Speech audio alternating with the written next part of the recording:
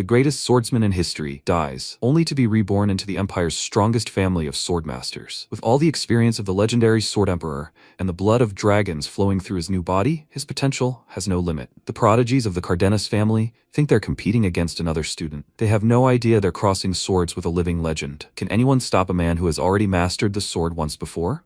A renowned House of the Sword, protector of the Arcadia Empire, Cardenas is a powerful military force, keeping the peace in the vast empire. Each of the 7 knightly orders of House Cardenas possesses a military might comparable to the army of a small country. Among them is the most elite unit, composed exclusively of direct descendants, the Order of the Knights of the Golden Dragon. Direct descendants, who inherit the strongest Cardenas blood, are called Golden Dragons due to the golden hair and eyes with which they are born. It is said that dragon blood flows in their veins. Young dragons have gathered here to awaken their blood from direct descendants, whose powerful blood grants them supernatural abilities known as traits, to representatives of side branches striving to surpass their limits. Everyone in this Cardenas training center tests and hones their strength. At that moment, William swung his sword, parrying Verida's attack. He stood opposite her, then struck his own blow. He stepped forward, and Verida thought, it can't be. Even if he is number 1, she thought that the 2 of them could handle him. She can't believe it. He took out the 4th in an instant. At this time, Dylan was sitting near the bushes, his head down, and Verida parried another blow. But the next second, her eyes opened in horror, and she thought,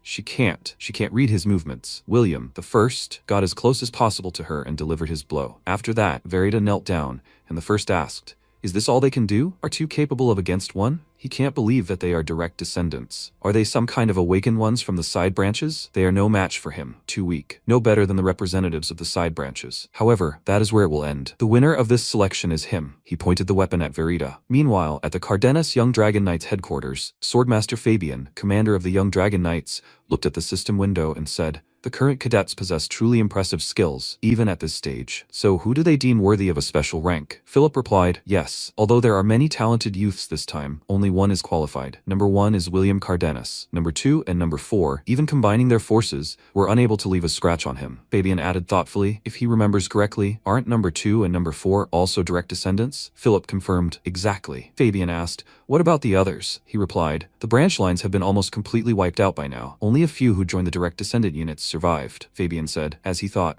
The blood barrier is impenetrable. In this training center, a number is an indicator of strength. In other words, number 1 is the strongest of hundreds of candidates. Therefore, it is only natural that number 1 will receive a special rank. This time, comparison is unnecessary. Philippe added, Then they will assign a special rank to William. At this point, Bruno asked them to wait and suggested, Let's observe a little longer. Fabian was surprised. And why? He replied, To tell the truth, there is one unusual representative of the side branch left. It will not be too late to make a decision once they see his abilities. Fabian looked at him and asked, His number? He answered, Number 25. Fabian said, I see. Even among the side branches, there are those who accumulate strength and receive high numbers. Bruno added, Of course, number 25 can be considered an excellent result, but it is somewhat below his expectations. And yet, since he, the chief instructor, says so, there must be a good reason. Number 25, or Leonard Cardenas, unexpectedly began to stand out a few days ago and is defeating every cadet in his path. In that short time, he had risen from 381st to 25th place. Philip was surprised. He must be joking. Bruno said, Let him look at the screen. Right now he is, just like before, fighting number 1. After that, they began to watch the battle. At that moment, the protagonist appeared behind the first one, and he noticed it. He looked at him and said, He's a brave man to come here alone. Did he come to give up?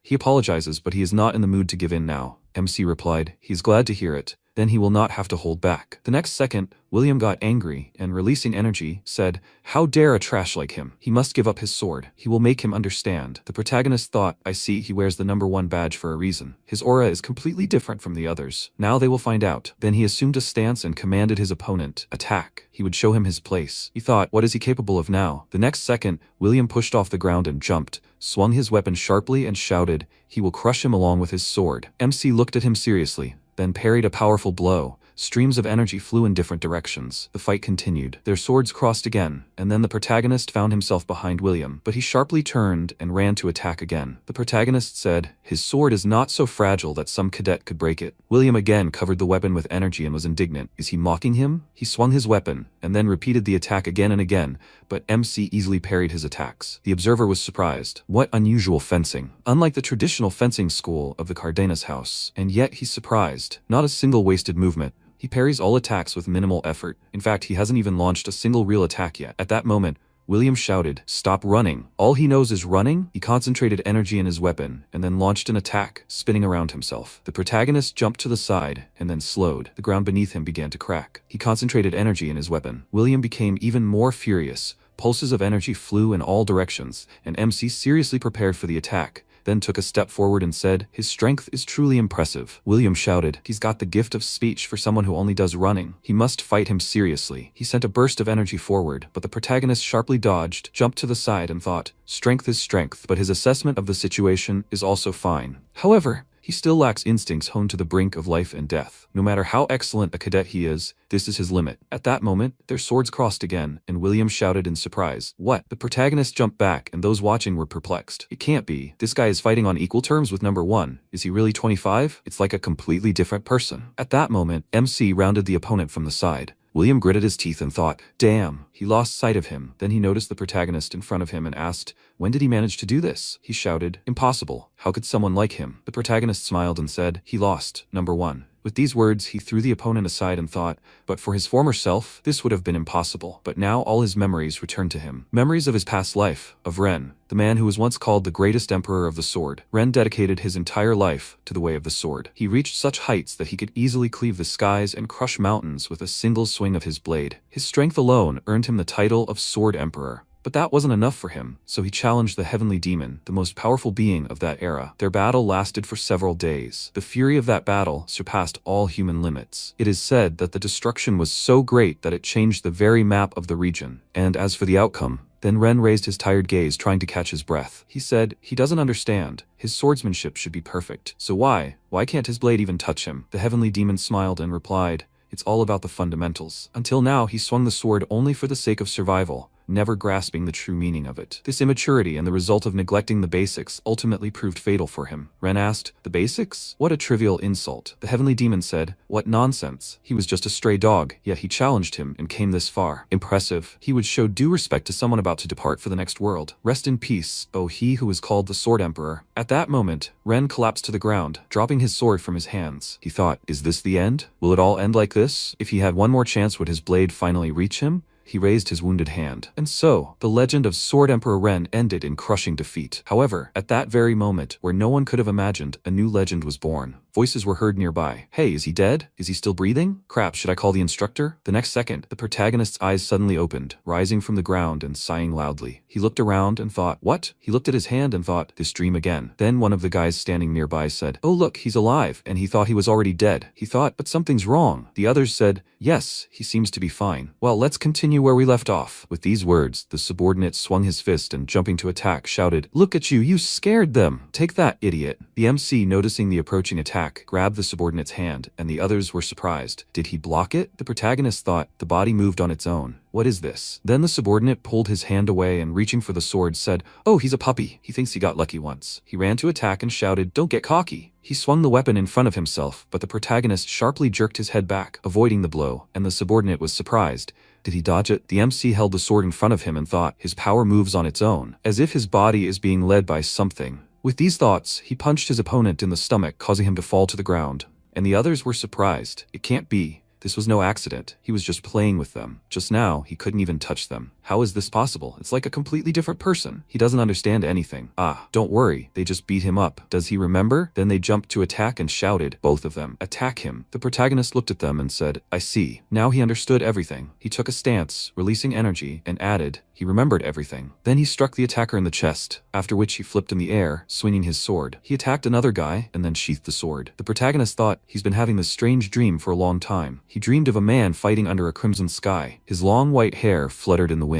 Because of this dream, he couldn't even concentrate on training. For so long, he felt only frustration, but now he finally understood. The events of that man's life and death appeared so clearly in his memory. It was hard to believe, but there could only be one conclusion. He was the reincarnation of Ren, the Sword Emperor from another world. And then he looked at his clenched fist and said, "Unbelievable. Reincarnation really does exist." He looked at the starry sky and thought, had his dying wishes really come true? After that, he frowned and said, "My arms just fall off after a few swings of the sword." He flexed his wrist and added, "It's all because of his reckless training." He thought, but from now on, with these memories and techniques, he will become stronger than anyone. He doesn't know who granted this wish, whether it was fate or just a coincidence. Ren couldn't achieve it, but he, the current one as Leonard, definitely can. He will use everything he has to become the strongest sword emperor, who will surpass even him from his past life. Sometime later, the Cardenas training center. One of the guys knelt before the first and said, "The aforementioned 3 are wounded. They will be useless during the field exercises." The guy added, "Their combat power will decrease noticeably, but it will not have a serious impact. This will not interfere with the execution of the plan, so the field exercises will go without a problem."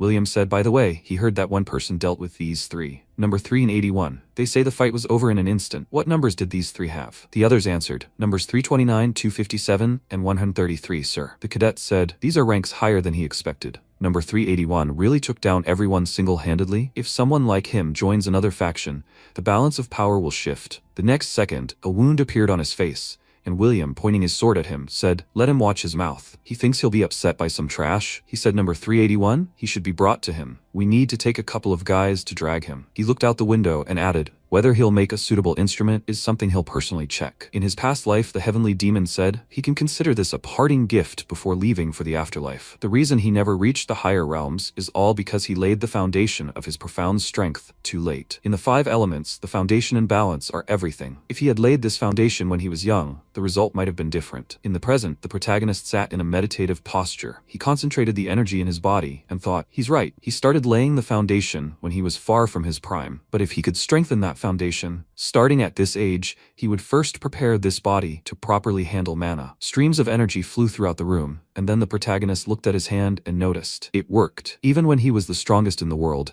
at this age he wasn't so good at handling internal power. What is the secret of Cardenas blood? Sometime later, the cafeteria. MC tried the food and thought it tasted quite good. A balanced diet is vital during the period of active growth, so it's best to finish everything. He folded his arms across his chest, and then Will approached him and said, number 381. He heard that he got into a brawl yesterday. Was he more hot-tempered than he looked? Usually he picks at his food, but today he has a real appetite. He's almost finished everything. The protagonist looked up at him and asked, he's the 8th, right? Will replied, he's wrong, he's the 7th now. He just beat the previous 7th one. He waved his fist. The protagonist thought, I see. So, ranks are determined through duels here. He asked, what does he want? Will replied, he shouldn't be so cold. He came to share something useful. Hasn't he noticed how things have gotten tense lately? The high-ranking ones are expanding their groups. Will continued. He knows himself, 1st, 2nd, and 4th. Before he could finish speaking, the protagonist stood up from his seat and passing by said, yeah, he knows. The golden-haired and golden-eyed ones are direct descendants of the Cardenas family. Will looked at the guys from behind and shouted,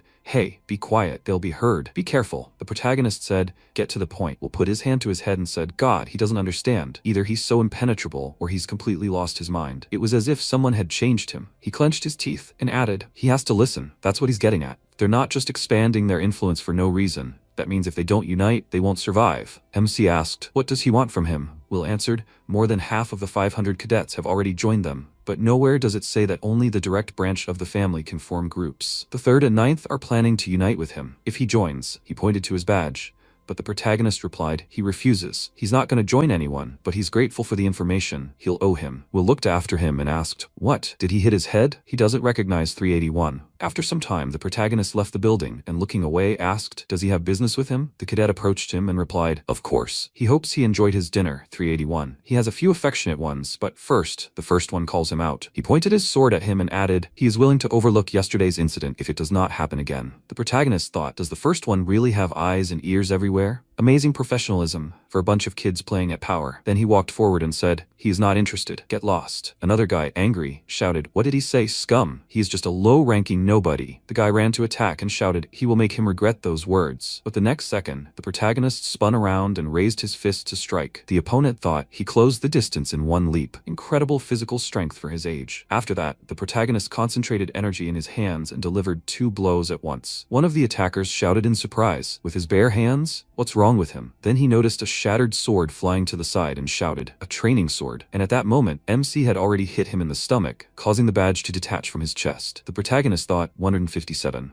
Even those who are not at the top possess this kind of power. As he thought, there's definitely something in the Cardenas blood. Then he said, it seemed he realized that he didn't have a chance. He still wanted to continue? The guy in front of him gritted his teeth and told him to shut up. He is stronger than him. Stop acting like God knows what. Attack. The protagonist noticed his number, 98, and said, well, then he will give him what he wants. With these words, he appeared behind the 98th and swung his fist to punch. And just a few seconds later, the badge flew to the side. Watching from a second-story window, Owl said, he'd simply dealt with him playfully. He smiled and asked, had he really been hiding his true strength until now? He didn't understand. His past was clean, so he wasn't a spy. At that moment, the protagonist turned toward the window. The observer was surprised. Had their eyes just met? Had he noticed his gaze from such a distance? Well, never mind. In any case, it looks like things are going to be much more interesting this time. They were sick to death of the predictable developments like last time. With that, he made a few notes and added, he has high hopes for him, number 381. He believes that now he is not just number 98, Leonard Cardenas. Meanwhile, the guy was running down the corridor with a few other comrades and shouting, hurry, it seems number 98 is heading to the training ground. He touched Verida's shoulder and shouted, he apologizes. Number 1 told him to catch number 98. He is in a hurry. Hearing this, Verita asked, is number 1 chasing number 98? She heard that someone amazing has appeared here lately. It seems that is true. After some time, she came out onto the training ground and asked, did the number 1 man lose? And he should have been pretty high in the rankings. Then, next to her head, another attacker flew to the side. She shielded herself from the gusts of wind. At that moment, another guy approached the protagonist from behind and shouted, he should just shut up and join their squad, idiot. The protagonist turned around abruptly and said, he already said he refuses. This is number 1. You have strength, don't you need brains? How many times do I have to tell him? He knocked the weapon out of the 25th's hands, then grabbed his badge and said, he'll take this. With these words, he tore the badge from his chest and he indignantly shouted, damn. After that, Verida, smiling widely, approached the protagonist and said, she congratulates him. He's now number 25. MC asked, does she know this guy? Verida answered, no, she just saw it. His strange build, the streams of energy, and the number 25 badge in his hand. The protagonist thought for a moment and asked, clairvoyance? Interesting ability. He came closer and thought, she sees the energy inside the body. That's at least the level of the mind's eye. And at her age, the mind's eye is the ability to look into the enemy's soul and read their intentions. It's a weapon that works even against an enemy stronger than you. I see, a powerful ability, worthy of number 2. Then Verida looked at him and asked, hey, why does he hate working in a team so much? He can't handle tomorrow's training match alone, does he know? And then William approached them and said, hey, enough. What is she, an idiot? Did she decide to spill all the information? He stepped on the shoulder of one of the wounded and added, in the end, I had to come myself. Seriously, useless scum who can't even handle the task. The wounded guy screamed loudly, and the protagonist thought, so this is what he is like, the famous number 1. He certainly has charisma. Then the protagonist approached him and said, he was curious about his type. They finally met. Number 1. Can he still fight? William frowned and said with irritation, who the hell is he talking to? The next second, Verida grabbed her stomach and laughed out loud. She wiped a tear from her eye and said, he is quite interesting. She had never seen anyone behave like this with number 1. She spread her arms out to the sides and added, it looks like number 25 has no plans to join anyone. They have training tomorrow. William walked in the opposite direction and said, yeah, he thinks so too. He just came to see what kind of guy he is. Let number 25 not regret provoking him. The protagonist replied, yeah, he thought, information known only to the direct line. Training, the purpose of which is to seize the initiative, influence. So joint training tomorrow. After some time, Bruno asked, are all the cadets assembled? Philip answered, yes, everyone is assembled. However, during the formation of the squads, a very unusual trainee showed up. Bruno told him to report. He replied, well, he said that he would participate in the training alone, without a squad. The senior instructor was surprised. Alone? He had explained to him all the details of the training, hadn't he? He answered, yes. This is a field exercise in the vast Cardenas forest. During the exercise, everything, finding shelter, foraging for food, and hunting, will have to be done independently. They also informed that the squad size is not limited. As expected, the remaining cadets huddled together in groups around the 4 strongest. The largest group is led by number 1, Squad A. Then the second largest group is led by number 2, Squad B. Squad C, consisting of cadets from outside the main branch. The squad led by number 4, which focuses on strategy, and those cadets who couldn't join anywhere gathered under the command of number 98, forming Squad E. And finally number 25, Leonard the Lone Wolf, Squad F. At that moment, the protagonist thought, he didn't expect the local training ground to be so huge. Since he had such a huge territory at his disposal, he should quickly set up a base. At that moment, Bruno approached him and asked, number 25, is this all his luggage? It looked like he only had a minimum of water and biscuits with him. This might be enough for now. But is he sure? With these words, he stroked his beard. The protagonist, turning around, said, yes, no problem. Isn't the point of this training, from the very beginning, survival and self-sufficiency? He thought. In reality, this is just a competition to take away badges. Then Dylan approached them and asked, Instructor Bruno, "Can I have a word with number 25? If number 25 doesn't mind, would he like to go with Squad D?" MC replied. "He should get lost. It's none of his business." He thought, what a cunning idiot, pretending to be worried, but actually planning to abandon him at the first sign of trouble. Dylan laughed and said, "Honestly, he just doesn't understand. There are at least dozens of people in each squad, and Squad A has over 100. His offer is not bad. Does he know?" The protagonist reached for his sword and replied, "He doesn't need to understand it, and he doesn't need to explain his reasons. He simply has no desire to join them." Dylan looked at him silently, then said, "Now it's clear why number 1 doesn't like him so much. It's called hatred of one's own kind. Arrogance. He'll regret it. Since words don't help, he'll have to convince them by force, it seems. And this is also for the sake of an advantage in training. So he asks for understanding." He took a few steps forward and added, "Please, he must join their squad." Having approached close enough, he swung his sword for a blow and then shouted in surprise, "What?" He dodged his attack. At that moment, the protagonist appeared behind him, chuckling at his strange footwork. He struck his opponent from behind and thought, even as he raised his sword, he felt no bloodlust or hostility. Had he really already reached the level of an assassin at such a young age? The next second, Dylan fell to the ground and Bruno, placing his hand on the protagonist's shoulder, remarked, "He moves well, number 25. But this is some kind of fake test, so his promotion doesn't count. In the meantime, as the smallest group, he is allowed to go first." The protagonist replied. He understood. He looked at the instructor and thought, the senior instructor, he didn't even sense his presence, and he is simply monstrously strong. Even in his past life, it would have been difficult for him to deal with such monsters gathered here. He then ran in the opposite direction and thought, as expected of the greatest house of swordsmen on the continent, and all of them, at such a young age, had already awakened exceptional talents within themselves. If such talents were emerging one after another,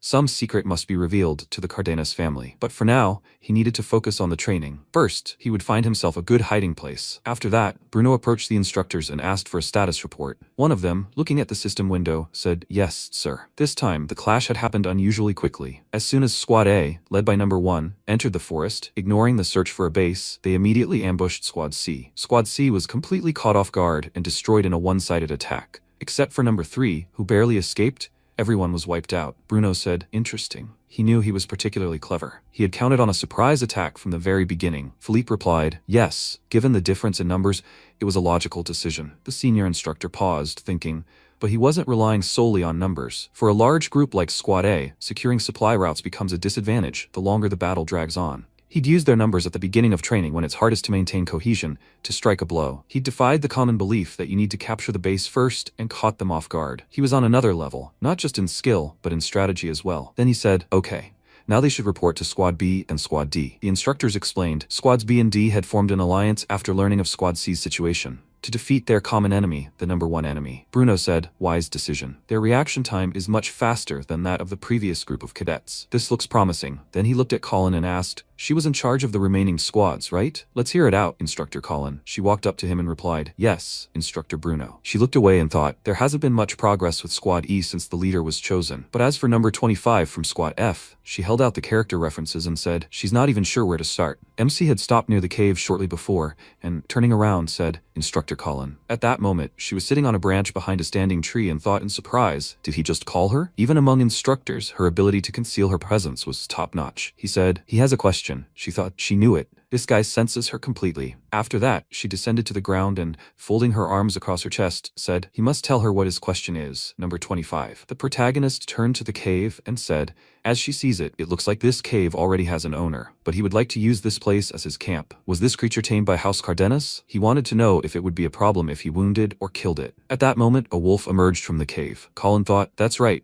this wolf is an ancient wolf trained for the Cardenas, relatively harmless. However, it is impossible for one cadet to defeat an ancient wolf. She will intervene if necessary, but first she will see if these are empty words or not. Then she said, no. She does not mind. It's part of the training. If he can defeat this creature, he can use the cave as a camp. She doesn't care. That is, if he can defeat it. At that moment, the wolf bared its fangs viciously and leaped to attack. Pushing off the ground, MC got into a stance, thought and said, good reaction for a pet. Okay, he will be gentle with it. He delivered a few blows and added, this place is too good for a camp to pass up. He apologizes, but this one will have to make room. The wolf then jumped to the side and stuck out its tongue. Then it growled loudly, and the protagonist thought, bloodlust? Had he lost his mind? If he held back and got injured, it would only cause problems for the instructor. Then he adjusted his grip on the sword hilt and, jumping to attack, said, this will hurt a little. He struck the creature's face and then flew away. He noticed the toothy maw rushing after him and said, as if he would let it eat him so easily. He spun around sharply and then kicked the wolf's open mouth. Watching this, Colin thought,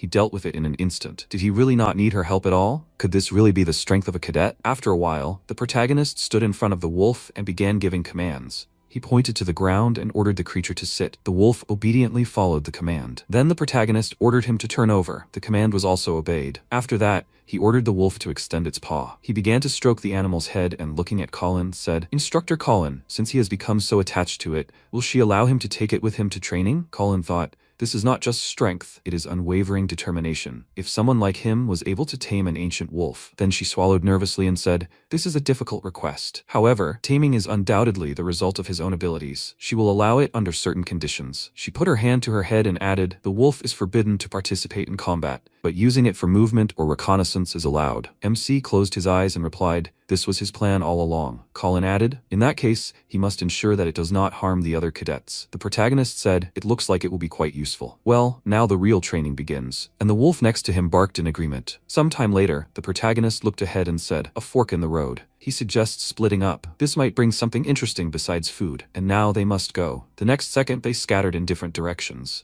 Meanwhile, William looked at Damien and asked, "Is that all?" The wounded cadet sat near a rock and said in fear, "He is a monster." William said, "That's a pity." He thought, "It's incredible that such trash carries the blood of Cardenas. He is hopeless." But then he patted his pocket full of badges and said, "But he has no more room for badges. He can consider himself lucky. If they meet again, he will definitely disqualify him." Damien clenched his teeth and muttered, "Damn." He thought, even if the whole squad attacks together, they won't be able to touch him. He realized they never had a chance from the start, but at this rate, they were sitting ducks. He clutched his clothes and thought, he was forced to be the leader. What should he do now? Then he stood up and turned around to see the cadets asking, "Leader, what should they do next?" One of them said, "They were lucky this time, but if another squad attacks them, they're done for." Another cadet asked, "Is this really the end?" Damien raised his fist and shouted, "That's it. They have to gather and look for food. If they can hide and wait for the right moment, maybe they can really turn the tide." The next second, the cadet in front of him asked fearfully, "What?" Damien turned around and asked, "What's with that look?" At that moment, a huge bear was standing behind him. He thought,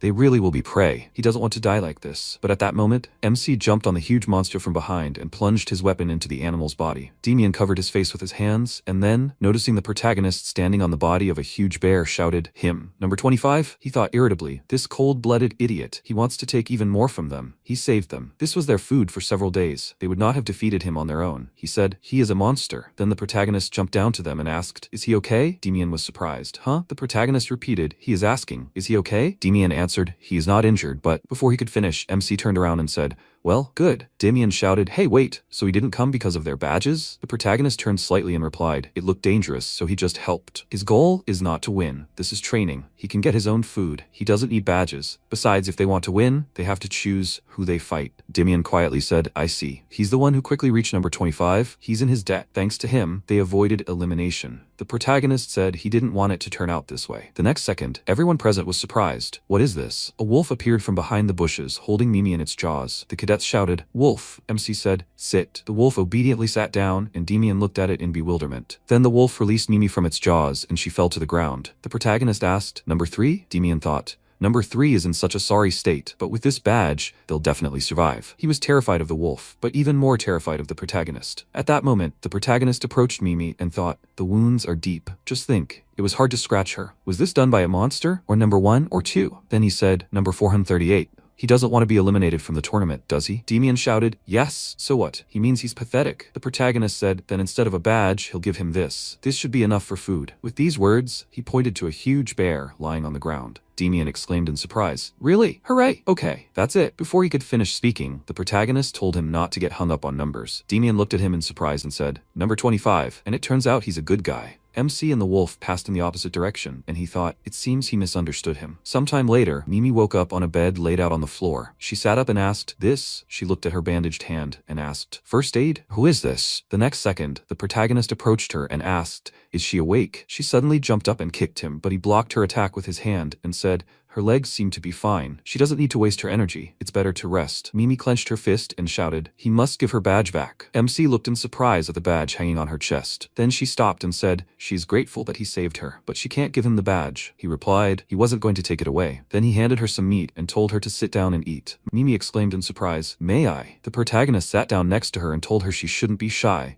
There was still plenty of food. He thought, feeding the hungry, it's only natural. Then she started eating, and he asked, So she's from Squad C, right? What happened anyway? Where did those wounds come from? Were they attacked by a monster? Mimi replied that wasn't true. She gritted her teeth and said, as soon as they set up camp, they were wiped out by a surprise attack from Squad A. They suffered a crushing defeat without even putting up a proper fight. She's the commander. How pathetic. She couldn't do anything. The protagonist thought, I see. In a one-on-one duel, she might have had a chance, but a group fight is a completely different matter. They must all be inexperienced. And yet, there is a way to win: preemptive suppression and surprise attacks. It's natural after all, they are youngsters with little tactical knowledge. Then he asked, was it number 1 who injured her right arm? Mimi answered, that's right. Compared to number 2, number 1 is on a completely different level. It can't be helped. The squad was too weak, but the worst thing is that they lost without even being able to put up a fight. MC smiled and thought, even after realizing the difference in strength, she didn't lose her fighting spirit. She'll make an excellent warrior. Then he said, in any case, things are bad. At this rate, it's only a matter of time before squads B and D fall too. Mimi was surprised. Can't they unite? The protagonist replied, the fighting spirit of those who have tasted victory only grows stronger. This advantage outweighs the difference, even the difference in numbers. Besides, even if 2 squads unite, they will not easily defeat an enemy superior in numbers. In such a case, the best move is a surprise attack, but they are certainly prepared for a surprise attack. He thought, seriously, putting so much pressure on the children. Then he said, then they will strike at Squad A's weak point. Mimi asked, Squad A's weak point? The protagonist replied, they will concentrate their attack on number 1. The squad rests on him because their support is strong. They are united and make quick decisions. But should this support collapse, they will turn into an uncontrollable crowd. It seems she wants revenge on number 1. Mimi looked at him and cried out decisively, of course. The protagonist said, in that case, she should trust him. She asked, then should she call him commander? After some time, William said he was too late. The guy was walking behind him and said, they have no need to rush. Time is on their side. If this continues, victory is in the bag. William replied, but first, it looks like everything will be decided soon. He looked back, then clenched his fist and shouted, stand, ready to fight. The others repeated his phrase, and then William reached for his sword and said, knowing your place and hiding is of course good, but since he knows that they have no chance, it would be wiser to surrender. Stop hiding. They have to come out. The cadets began to emerge from the bushes, and one of them said, so he noticed, and this lazy lion cub has more strength than he thought. Verita walked forward and asked, or maybe he looks more like a dog than a lion. William replied, those at the top easily read the thoughts of those below. Her pathetic tricks are simply ridiculous, and yet someone of her stature dares to stand before him. The shame of the House of Cardenas. Verita held her sword in front of her and asked, how long has he loved to show off in front of others so much? Not a dog, more like a peacock. William replied, this is what is called dignity, worthless. The next second, they suddenly leaped into the attack. A girl from the squad shouted, everyone, attack! Destroy the squad! The 5th waved his hand to the side and ordered, everyone, hold the defense. Don't let them break through. A fierce battle began, and William struck his opponent. She flew back and thought,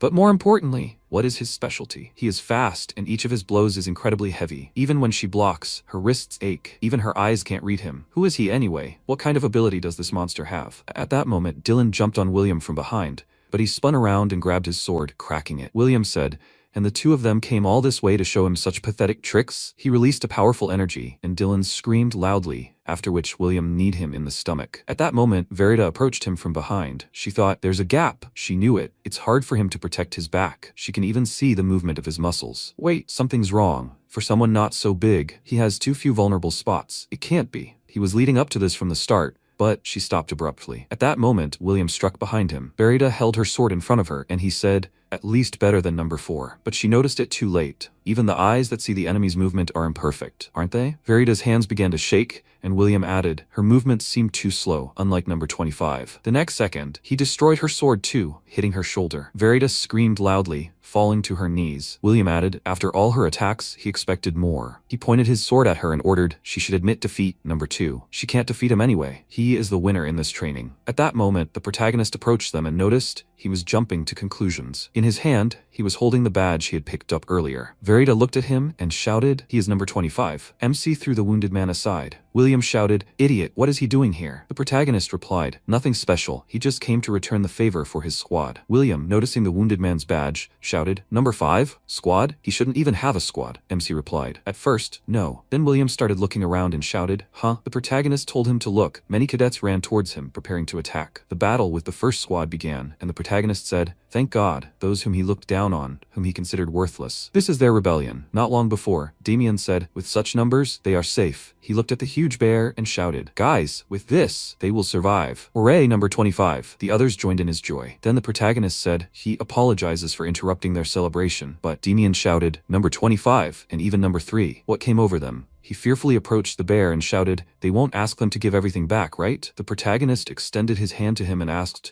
how about an alliance with him? Damien was surprised. What do you mean? They are a weak squad. Even if they unite, they will only slow them down. MC asked, hey, have they forgotten already? He told them not to get hung up on numbers. They are warriors who have undergone official training by the House of Cardenas. Damien asked, so what? The protagonist replied, it means that since they have undergone the same training, the difference in their strength is simply insignificant. Numbers are nothing more than labels. Damien was indignant. What nonsense is he talking about? They can't be the same as him. The protagonist closed his eyes and said, he also has Cardenas blood. He has more than enough talent and potential. It's just that only a few awaken their abilities, and otherwise their combined strength will equalize over time. He should look at him and number 3. Number 3 has become a powerful branch of the family, but she only got here through her own efforts. He is the same. He fought his way from number 380 to number 25 on his own. He folded his arms and added, don't the numbers he values so much prove it? There are only a few opponents stronger than him. He can surpass the rest with his own strength. Damien shouted, he shouldn't make him laugh. They have such numbers precisely because they can't win. Among those of equal strength, they are at the very bottom. MC shouted,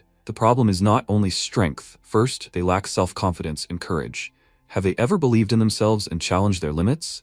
Have they ever dared to see something through to the end? If not, then he will believe in them. Can't win? That is why he, on behalf of Squad F, makes an official offer to Squad E to join them so that together they can defeat number 1. He extended his hand forward again. At this time, Mimi raised her sword and shouted, everyone, attack. They can win. For the sake of number 25 who believed in them, they must snatch victory. The cadets ran into battle and shouted, for the squad. Let's do it. And then William shouted, number 3, to collude with these nobodies. How can she have the conscience? Verita asked, what did he say? He should listen carefully. She had faced him in battle before, and he had playfully stopped her blow with his hand. His movements were much more polished than his. She had not teamed up with someone inferior to her. She had simply decided to follow someone stronger than her. Besides, his strength doesn't make his squad strong, right? He should see.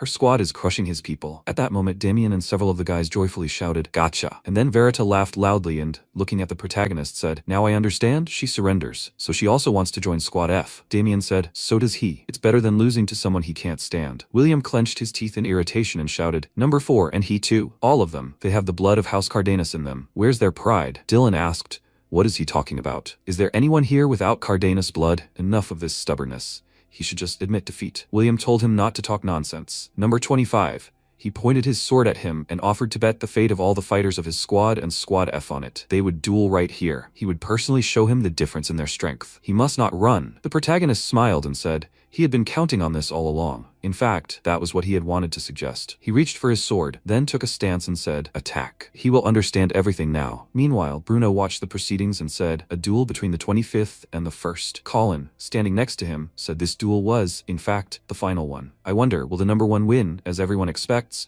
or will this newcomer surprise everyone? If they are lucky, they could witness the birth of a new star capable of rising to the rank of commander. At that moment, the cadets' swords crossed. William struck, and the protagonist recoiled. Bruno thought, brutal style and incredible destructive power. It's impressive that the number 25 can withstand these attacks at all. His arms must be terribly strained just from defending himself. But he's just a cadet. He has strength, but his movements are too constrained. At that moment, MC swung his sword and thought, so that's how number 2 fell. An attack from a completely impossible angle. Bruno said, truly impressive. Number 25 had figured out number 1's move. To achieve this in such a short time was astounding. He thought, incredible. A man without a gift could achieve what even number 2 couldn't. At that moment, the protagonist thought he understood it the moment their blades crossed. This guy wields a sword with more than just brute force. Number 1's gift is psychokinesis, an invisible, formless force. Their battle continued, flashes of energy flying in different directions. The blade struck in a trajectory where it would normally be impossible to apply force.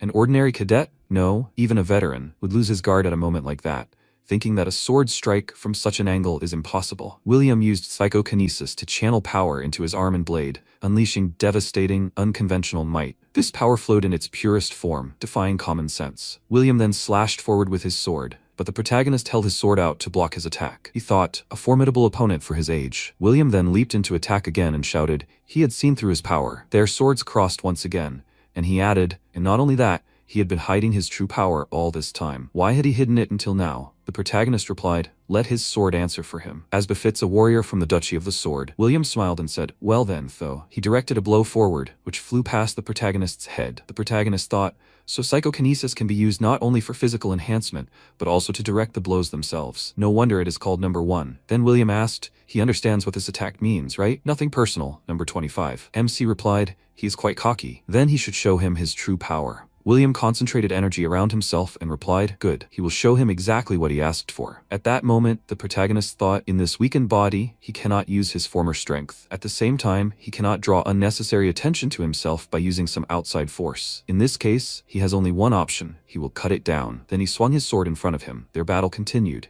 He pushed off the ground and then pushed off the tree. William shouted, "He is fast!" "Then how does he do that?" He added another blow, cutting the tree in two. MC flipped in the air. At that moment, Verita, who was watching what was happening, put her hand to her wounded shoulder and said, "I see." That's why she couldn't really see anything. Dylan, who was standing next to her, asked, "What do you mean?" Verita replied, "Number 1 used his power to hide the manifestation of his gift." Dylan shouted in surprise, "What? How mean?" Verita added, "And yet number 25 dodges every blow. In fact, the coward here is not number 25, who has been hiding his power all this time." Mimi, who was standing next to them, shouted, "He can't even get within striking distance." "What kind of coward is he?" Dylan asked. "She thinks so?" He thought no, on the contrary. He said, "Number 25 is closing the distance step by step." Meanwhile, one of the instructors asked, "Number 25? In his opinion, he is simply running away from number 1. Bruno said, "He does it deliberately. He creates the appearance so that number 1 does not notice how he is approaching. Number 25 is like a predator, leisurely driving its prey into a corner. He slowly closes the distance." At that moment, William, noticing the approaching protagonist, was surprised. When did he have time? The protagonist concentrated his energy into his weapon and said, "He lost, number 1. He delivered a powerful blow, knocking the weapon out of his opponent's hands and sending William flying backwards. The first man thought, "Impossible. He lost? To some low-ranking upstart. He lost? No, it's not just a defeat, it's death." At that moment, the protagonist's sword rushed towards his head, and William laughed and said, "He lost, number 25. The others joyfully shouted, "He won." Bruno said, "What an unexpected turn of events." He folded his arms across his chest. William said, "He thanks him, number 25. Or should he call him number 1? Thanks to him, he feels such a relief." MC asked, "What do you mean?" William thought,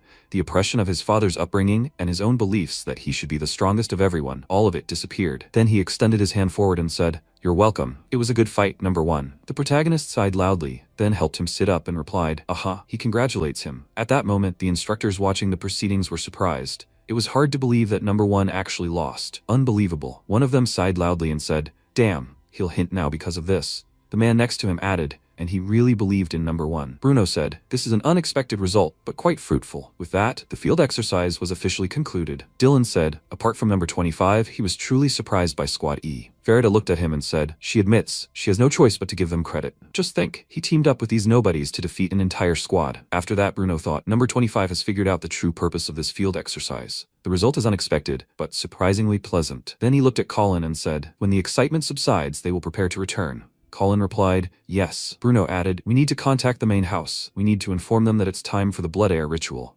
That same night, MC went to visit his friend the wolf. He petted it and said, tomorrow he is leaving here, but he cannot take it with him. The wolf whined and he asked, is it sad that he is leaving? He is sad too. He is sorry that he cannot take it with him, but he promises he will become much stronger and will return here. When the time comes, they will play together again. The wolf happily stuck out his tongue and he left. Finally, he looked at the animal and said, this one also needs to become strong, so as not to lag behind him on the road. The next time they meet, he will give the wolf a name. And so in the morning they set off. It so happened that they all occupied the same carriage. Leonard asked what they were doing in this carriage. There was no order to get on by numbers. Mimi told him she simply went to fetch the squad leader, and Verita said she was there because the star of the show had boarded the carriage, and Dylan had simply given up and joined them. William declared he simply wanted to talk to the guy who had risen to number 1 in just a month, and the girls asked if he was an intellectual. He took offense at their words and turned to Leonard, saying that he also needed to tell them something. Mimi noticed that he had indeed changed a lot. Did the squad leader hit him too hard on the head? He irritably ordered her to shut up, then told him to listen carefully. Starting tomorrow, they would receive supplies according to their grades and return to training as true descendants of the Cardenas. However, before that, the blood heritage rite would take place. The blood of the Cardenas imbues them with special mana circuits, different from those of ordinary people. The blood heritage rite is a special ceremony designed to awaken the circuits. From now on, their training will focus on them. Dylan now understood why the training center only teaches the basics. Mimi asked what would happen when these circuits awaken, and William answered, They say it allows one to control mana much more freely. As number 4 said, this is why the use of spiritual fruits and stones is strictly prohibited in the training center. Through the Rite of Blood legacy, cadets finally complete their basic training and join the ranks of the young Dragon Knights. But few have heard of them. This is because their existence is not spoken of openly. Officially, there are only 7 knightly orders. The young Dragon Knights specialize in training through combat practice.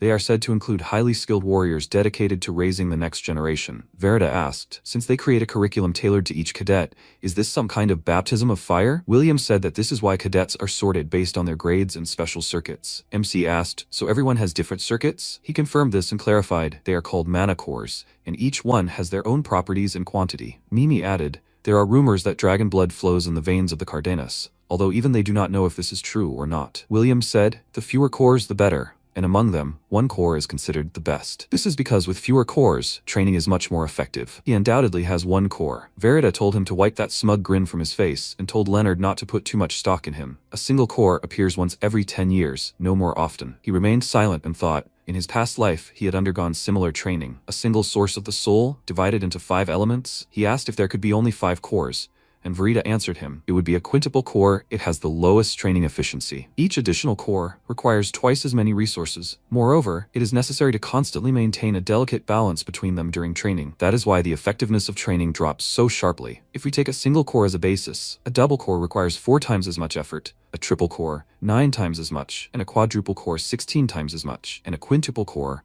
requires exactly 25 times as much effort. MC said that hearing specific numbers makes you a little scared, and the girl asked, they were supposed to cover this in theory, but number 1 just isn't interested in theory, right? He didn't know what to say, and she laughed, exclaiming, if he's so strong in combat, he doesn't need theory. He turned to the window and thought, in his past life there were similar concepts, so he was somehow coping. But if the cultivation methods he knows work in this world, then this is his chance. He sighed heavily and asked, if someone manages to develop all the cores, wouldn't the quintuple core become the strongest? Dylan answered him, in theory that's true, but obtaining the huge amount of resources for such training is incredibly difficult. Without these resources, there's a limit to what can be achieved through training. William started bragging about how he only had a single core anyway, and Leonard thought, having a large number of cores is actually a huge disadvantage, in which case a double or triple core would be the safest option. If he ended up with a single core, he would stand out too much, and that would cause him a lot of trouble. And in the end, he ended up with a spot core. To think that the heavens had gifted him with a talent for the sword,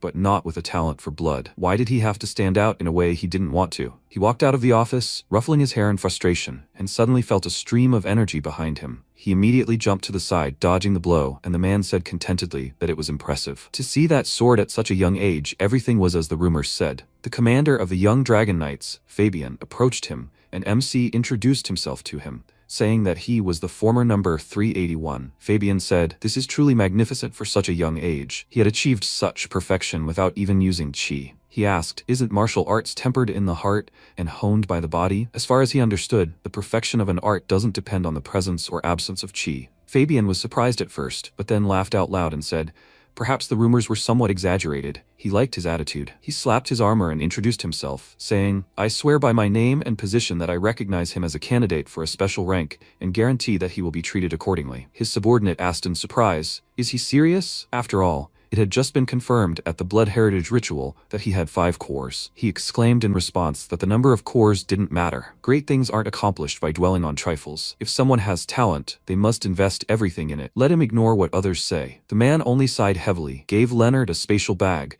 and said that he was worthy of a special rank. This bag is filled to the brim, so let him use whatever he needs. Fabian said that as a special privilege, he gives him the right to choose. These doors lead to different training grounds. Usually, they assign a training ground based on ability, but he gives him the right to choose. MC looked around and asked where he could find training resources that suit his current ability. The man smiled and patted him on the shoulder and remarked, that's an excellent question. He who is unable to walk the path of slaughter will surely be surpassed. He is not a true martial artist. In that case, he will go to Karabagos Island, the most remote place in the entire empire. It is such a harsh place that even seasoned knights have broken there. The expression, wild wilderness, describes this island perfectly. What's worse, there are dangerous zones there comparable to the demon world. Sounds exciting, doesn't it? Leonard thanked him and walked to the door, thinking, the only reason why training with the 5 core is so difficult and achieving the highest superpowers seems impossible is because no one knows the correct method for cultivation. The 5 elements are a single, holistic flow, and a separate world. If he can elevate them all, this is the perfect opportunity to surpass his past self. Fabian wished him luck. He opened the doors and walked through the portal, finding himself on Carabagos Island. Suddenly, a knight's voice sounded behind him, praising him for making it here. So this is the cadet everyone's talking about? MC hadn't heard a single step from him, so he was definitely a high-level master, and he bowed to him and introduced himself. The man said his name was Bradley. He was in charge of this island and served as a senior knight in the Basilisk, the #1 squad of the young dragon knights. He suggested that he move on for now. He hasn't met the others yet, has he? Everyone here is a knight apprentice. They may be equal in status, but he should at least try to show respect to his elders. Leonard mentally noted that this sounded unnecessary. The man also told him not to be afraid, even if he encountered them. There were rules that forbade them from touching first years. From today on, he would spend 6 months under his protection. The remaining 6 months were his training period. After that, he would deal with his own problems. Usually, food, clothing, and shelter were not his concern, but he heard he was getting special treatment, so he would at least provide him with a place to sleep. He led him to the door and told him to settle in this room. He had already left everything he needed there. Everything else was on him. In theory, with spiritual stones, he could achieve almost anything, so let him figure it out himself. MC thanked him for his help, and he said, "That's all with the basics. Does he have any questions?" He asked what the difference was between the protection period and the training period, and he answered him,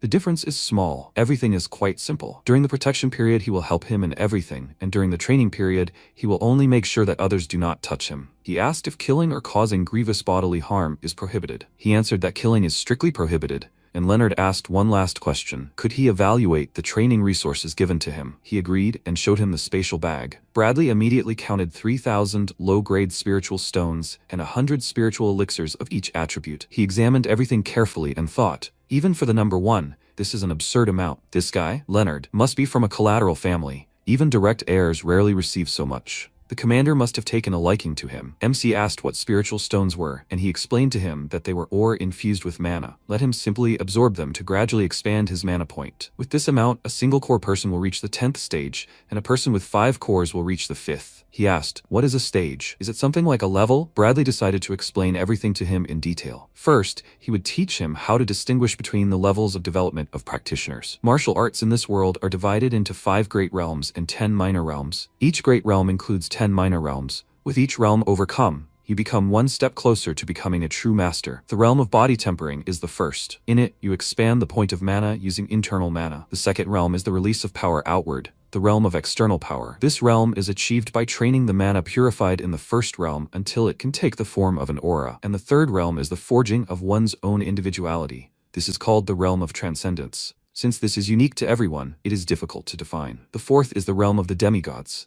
This is a state in which the practitioner transcends the mind and embodies their inner image in matter. And fifth, the realm where man transcends his nature and attains divinity, the realm of divine transformation. However, no one except their ancestor, Cardenas, has ever reached this realm. Blasphemous fools claim this is just a fairy tale invented by Cardenas. If their ancestor hadn't slain the evil dragon, those ungrateful wretches would have lived their entire lives in slavery. That's all the explanation, and now they will begin the real training. The first is mana cultivation. Let him use the resources given to him to strengthen his body and expand his mana point. The training is simple. He only needs to absorb chi from the spiritual stones. From there, he can handle the rest on his own. After wishing him luck, the man left, leaving the boy perplexed. He glanced at the spiritual stones and thought, so he needs to absorb mana? There's plenty of it here. He could train well just by walking around and absorbing it. So, absorption itself is difficult? If so, then he was lucky. He had already mastered this to perfection in his past life. Time passed, he finally finished, and how quickly it all went amazed him, even given his experience from his past life. Reaching the 3rd stage in just a few hours.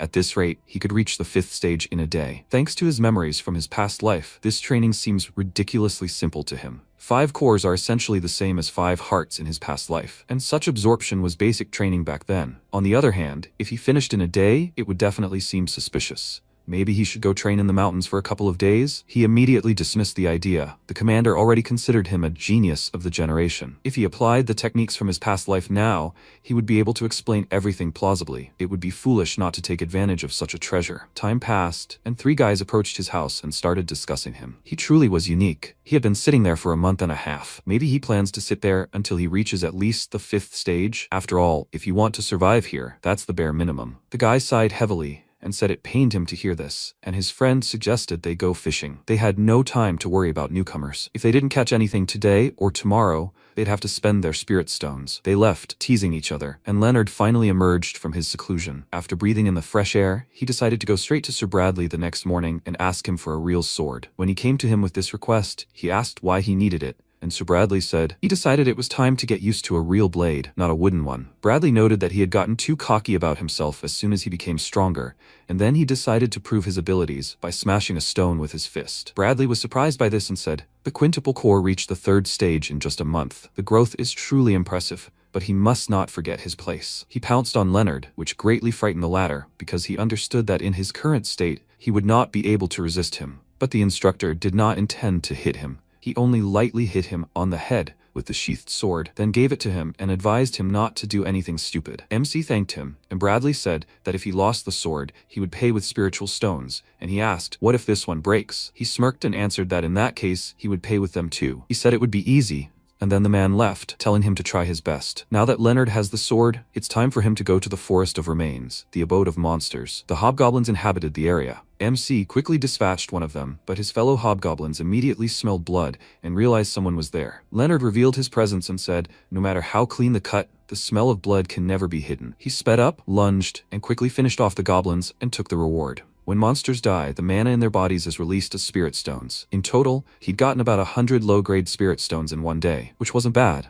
But he wouldn't get any stronger if he stayed in the Remnant Forest. The Remnant Forest, as the name suggests, is home to monsters excluded from the food chain. Only the small fry of E rank are found here. From the depths of the forest he smelled a scent distinct from the others. It must be a gnoll. He gripped his sword tighter as an unknown creature began circling around him, disappearing into the darkness. The fact that it doesn't even try to hide its presence means it doesn't see him as prey at all. It seems he's being underestimated. He assumed a fighting stance and told the creature to attack. It obeyed him and immediately rushed into battle. And finally, he saw who was hiding in the darkness. The gnoll swung its axe with all its might and let out a howl, but MC managed to defend itself and told the worthless thing to stop growling. The gnoll stuck out its tongue and howled again, and Leonard rubbed his sore wrist and thought, such immense power, and he only parried its attack. In that case, he'll have to dodge all attacks. That goes against his training. He pounced on the gnoll, noticed how its veins bulged, and realized that this wasn't the strength of a normal gnoll. A normal goblin is E1 rank, and when evolving into a hobgoblin, it increases to E2. A normal gnoll, rank D1, usually a monster's awakening, is limited to 1 evolution, but this creature is definitely not D2, which means it's an adgnoll, rank D3, and he will have to kill it. This will be his first proper training in a long time. He gave the monster a murderous glare which scared him greatly and immediately swung his axe. Then MC jumped and, pushing off the weapon, exclaimed, as if such a clumsy attack could touch him. He struck right at the gnoll's neck and sparks flew everywhere. His skin was so tough. The gnoll struck back and his axe sank into the ground, and he quickly dodged and slipped under the gnoll's hands, saying, as he thought, he's just a beast with brute strength. Now is his chance. While his axe is stuck, if regular sword strikes don't help, he will try something else. He turned around, swung, and said that he had strong bones and muscles, but that would not protect him, and hit him with the tip under the jaw, and it went right through. After such a blow, the monster died, and he obtained a mid-grade spiritual stone from it, which is worth hundreds of low-grade stones. If such creatures live here, his internal energy will quickly increase, which is why none of the other apprentice knights come near this place. He also had no more business here, so he went to his hut. After finishing his meditation, he thought that everything was going better than he expected. He had already reached level 10 of the body tempering stage. For someone like him, going through 10 stages in just a few months would obviously cause problems. Isn't there a way to gather resources without attracting so much attention? He heard a noise outside. Those 3 guys came to his hut again, and one of them, Hayden, said irritably, it's been 3 months already, and they haven't seen any signs of him coming or going. Do they really need to check on him every day? His friend called him an idiot. They should be the first people he meets. In a noble family like the Cardenas swordsman's house, connections are the strongest weapon. He was given a separate house, which is worth more than 10 houses with a little extra space, and on top of everything else, he is number 1. They say that even the captain showed special interest in him, which is why he said that they should at least go say hello. He pushed Hayden towards his hut, and he exclaimed irritably that he understood everything. Let him stop pushing. He went to the door and loudly called out to the newbie, asking if he was alive in there. If he didn't eat right, the training would lead to nothing. He put a bucket of fish next to the door and asked, he didn't die in there, did he? He leaned against the door and listened, and Leonard meanwhile hid and thought, he turned out to be a much better elder than he thought. That's how he looked after him. He saw his face, even if only through a crack. If he showed the results of his training, it would arouse suspicion, but no one would suspect an elder who had been on this island for 10 years. They left, and he continued to meditate, and he decided to try something he had done a long time ago. He used the art of inversion, a skill that allows you to change your appearance by manipulating the veins and muscles of your face. After becoming the Sword Emperor, he had no reason to hide his true identity, and who would have thought that he would have to use it simply to hide his power? Having finished changing his face,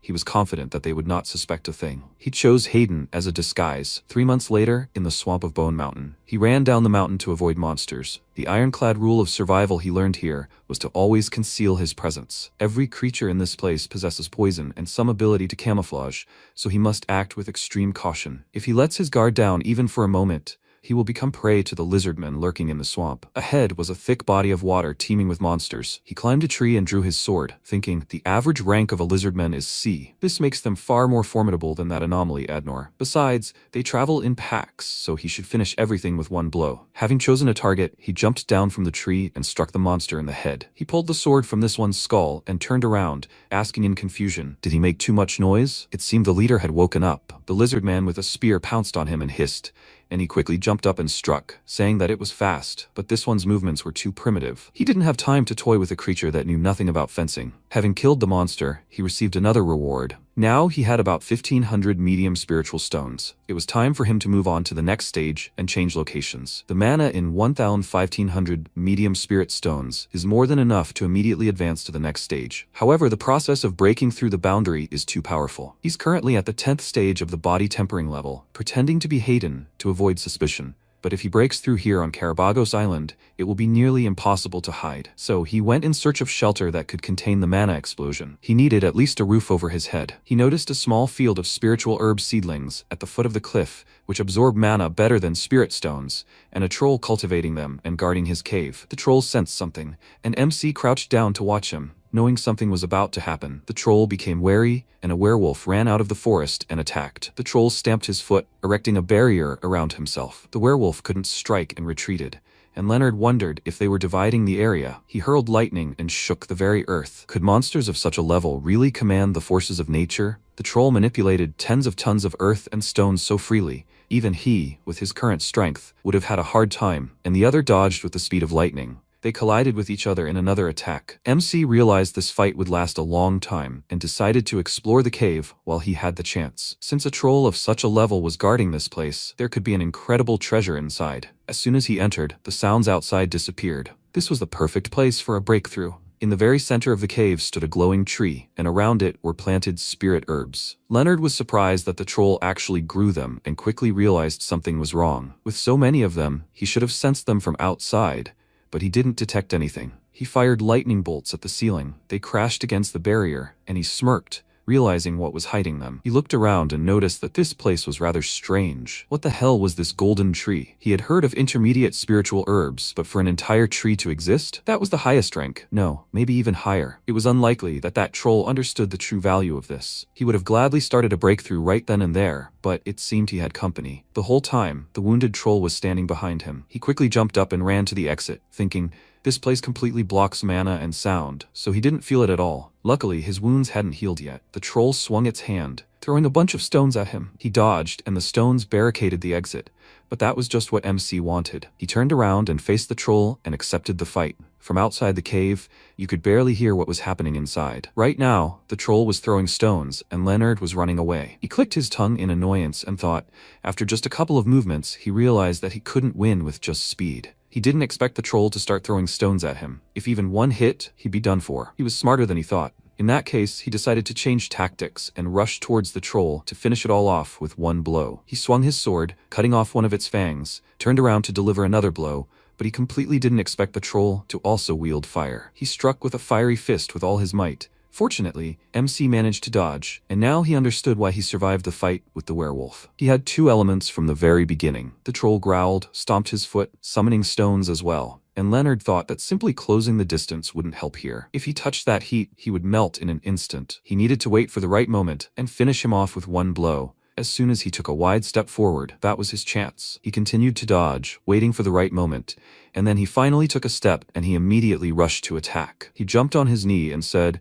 "This feeling brings back memories. This is the end." He hit him under the jaw, he fell off a small ledge, and MC darted to the wall of the cave, pushed off and pounced on the troll, saying that it was too late. He pierced his chest with his sword. It was immediately clear that he was finished, but he also hit the spiritual stone hidden in his body. Because of this, the stone exploded, the fire reached the spiritual grass and began to intensify. Leonard covered himself with his hands and thought that this was bad. If it exploded at such a distance, it would be bad for him. A new explosion threw him back. He hit a tree trunk with great force and coughed up blood. A blow like that should have broken every bone, and this flame would burn the entire cave to the ground in less than 5 minutes. There was nowhere to wait for help in a cave like this, which meant that whatever happened here would have no effect. He pulled out all the spiritual stones. They said that if he raised his spiritual level, his body would heal. He had no time to hesitate. He had to do it. He smashed the first spiritual stone and felt the mana from the spiritual herbs flow into his damaged magical channels. 1,500 spiritual stones were healing his body. But that wasn't enough. He needed to consume all the spiritual herbs here. He began devouring the herbs, and finally, he was ready and sat down to meditate. Mana that surpassed all his limits was seething within him, and all the cores were spinning simultaneously. He felt all this energy merging together like a new heart. His body and mana are being restored. He has broken through to a new level. But why isn't the process stopping? He has already surpassed the power available to humans. The streams of mana swirling around him took the form of a dragon, and then everything went silent. The mana in his quintuple core not only merged,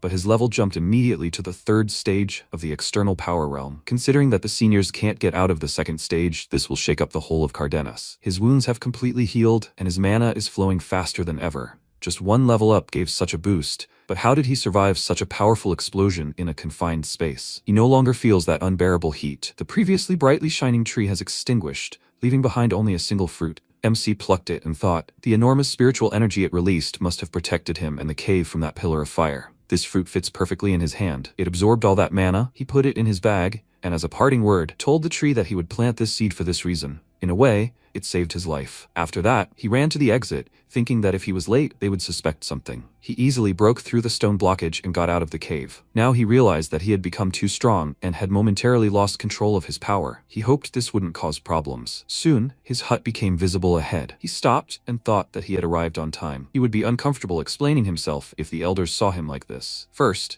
he needed to get himself together. For the past 3 months, he had been sparring with them every day at this time. When they arrived again, Hayden noticed that the door was open, and his friend Ian immediately ran up to Leonard and excitedly greeted him, saying that he could call him Elder. MC nodded, greeting him back, and said, actually, he's hit a dead end in his sword training. Would he agree to spar with him? This sudden request confused Ian, who said he wouldn't mind. Was he sure? He told him he'd be grateful for the opportunity to learn, and Ian, looking proud and satisfied, smoothed his hair and said, if he says so, he can't refuse. Hayden called out to him discontentedly, and he told Leonard to follow him. He'll show him what it means to be a knight of Cardenas. That's how MC seized the initiative and landed the first blow, which sent the guy flying, and he didn't even realize at first what had happened. After sparring with Ian, he defeated his friend Gale, but the fight with Hayden lasted longer. To confuse him, he began to circle around him, and Hayden nervously clenched his teeth and asked, is this the power of someone who just left the training camp? He noticed the glint of a blade before his eyes, immediately blocked the blow, and his hand became covered in flames. Ian sternly called out to him and exclaimed, why the hell is he using mana? Hayden was scared. It was obvious he didn't do it on purpose. He immediately rushed worriedly to Leonard, asking if he was okay, and apologized to him. He accidentally used a defensive technique. MC looked at his burned palm and thought, can a simple mana block cause damage? It seems that in this world, fencing alone is not enough. At first, he just wanted to repay him for the disguise with a few fencing tips, but now it seems he himself has something to learn. He smiled, and Hayden asked why he is not angry. He said with a smile that he is looking forward to continuing their sparring, because sparring with the elders will definitely be fun. Hayden was surprised, and Ian promised to come every evening. Currently, Ian came to Leonard this morning and told him that there would be no sparring today. He came out of the hut and asked what happened. He didn't see the others either. He also noticed that he was dressed differently today. Could he be going on a combat mission? Ian asked if he heard that loud explosion near the Bone Mountain swamps. It was complete chaos there now, so he hurried to tell him. Thank goodness he didn't suspect anything and continued his story. A werewolf and a troll, who had reached the level of a true demon, ended up fighting over territory in the swamps. Apparently, the troll was burned alive, and the werewolf was skinned. There must have been a real massacre. Now that the two bosses are gone, all sorts of small fry are gathering near the Bone Mountain swamps. As far as he can see, they are heading out to clean up as part of their nightly training. He's not ready for a real fight yet, so let him stay here and rest. He also brought him something. He poured several blades out of his bag and asked, he broke a lot of swords during sparring, right? They're nothing special, but he brought him 5 decent swords. MC even felt awkward and thanked him, and he told him with a smile not to forget him when he becomes a big man, and let him not go outside today. Almost the entire knightly order guarding this island is training at the swamps of Bone Mountain. Well, nothing will probably happen to him, but fencing alone won't always save him, so let him be careful. Leonard thanked him for his concern. He never thought that he would cause such chaos that it would alarm the entire knightly order. If he acts carelessly, everything could end badly. But this is his chance, while everyone is distracted. Putting on his cloak, he ran into the forest. He can afford to act a little more boldly. However, using the art of disguise today is too risky. Now that he knows where the elders are, running into someone disguised as Hayden will only create more problems. It's disgusting. But he'll just put on the werewolf skin. Since almost everyone is gathered in one place, he can move freely. This is a chance he can't miss. He climbed a high cliff, looked around, and thought that they were on the opposite side from the training grounds. This is the perfect opportunity to explore the Owl Plains. When he reached the place, he realized that it was too quiet. He feels the intent to kill this creature pierce through him, but why doesn't it attack? He doesn't know if it's being cautious or just afraid. But this is a waste of time. Finally, the creature appeared. It flew at him from above and stopped. And MC took off his hood and asked, so this owlbear will be the first? For his level, this is just what is needed to test his strength. Soon, unknown people landed on the island. Their leader, the fifth shadow, Curtis, said, there are only 32 people in the crew. 2 are missing. It seems they did not catch the air current and fell into the sea. What a tragedy. They gave their lives for their homeland, Curtis. Doesn't the heavens understand? They cannot allow their comrades to die in vain. They must complete this task. All the members of the Dark Knight Order punched the air, praising Curtis, and the fifth shadow told them to capture the apprentice knights of the Cardenas house alive and uncover the secret of their cursed blood. No mercy, even if they are children. They are the root of all evil. The knights scattered and time passed. The knight fled through the wasteland. He lost his comrades. He wondered, how many A-rank monsters are there? Without a captain, they can't even fight properly. What were the demons from House Cardenas doing on this island? But since he'd stepped onto this plane, there hadn't been any dangerous monsters. Luckily, the further he went, the weaker the monsters became. In other words, once he reached the center, the mission would be easier. He saw the silhouette of an owlbear ahead and decided to attack.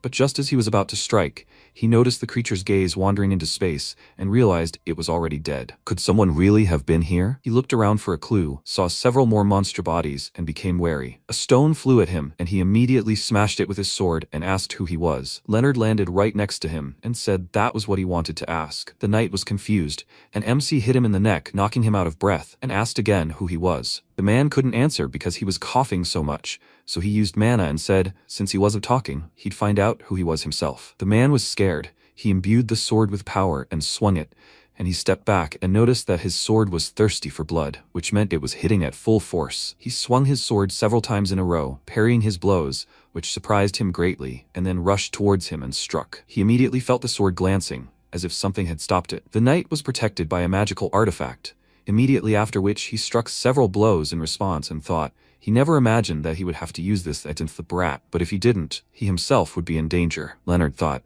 was there something hidden in his sword? A cunning and ruthless killer blade, like a poisonous snake. But his style was too rough. He saw through all his movements. He approached him and struck, which he blocked, and asked, he had only killed weaklings until now, right? The knight chuckled nervously. He threw the chains on his sword and thought, he didn't want to say this, but if he sealed his sword, he wouldn't lose. But what he did amazed him. He threw the sword away and attacked him with his fists, asking, does he think that sealing his sword is enough, and he won't be able to fight back? What a childish assumption. He hit him in the face with all his might, even throwing him back, and he still couldn't believe it. Such determination at his age. Has he already awakened? After that, MC tied him to a tree and asked if he already understood his situation. He doubts that his mana or his body will help him now. His life is in his hands. The knight called him a coward through clenched teeth and shouted that he is a filthy demon from the house of Cardenas. He defiled his sword with his vile power. He trampled his pride, and for this, he will never forgive him. Leonard was speechless for a second. He pointed to his equipment and asked what he was even talking about. He himself used a magical artifact, and after that, he calls him a coward? He is so pathetic. The man ordered him to shut up.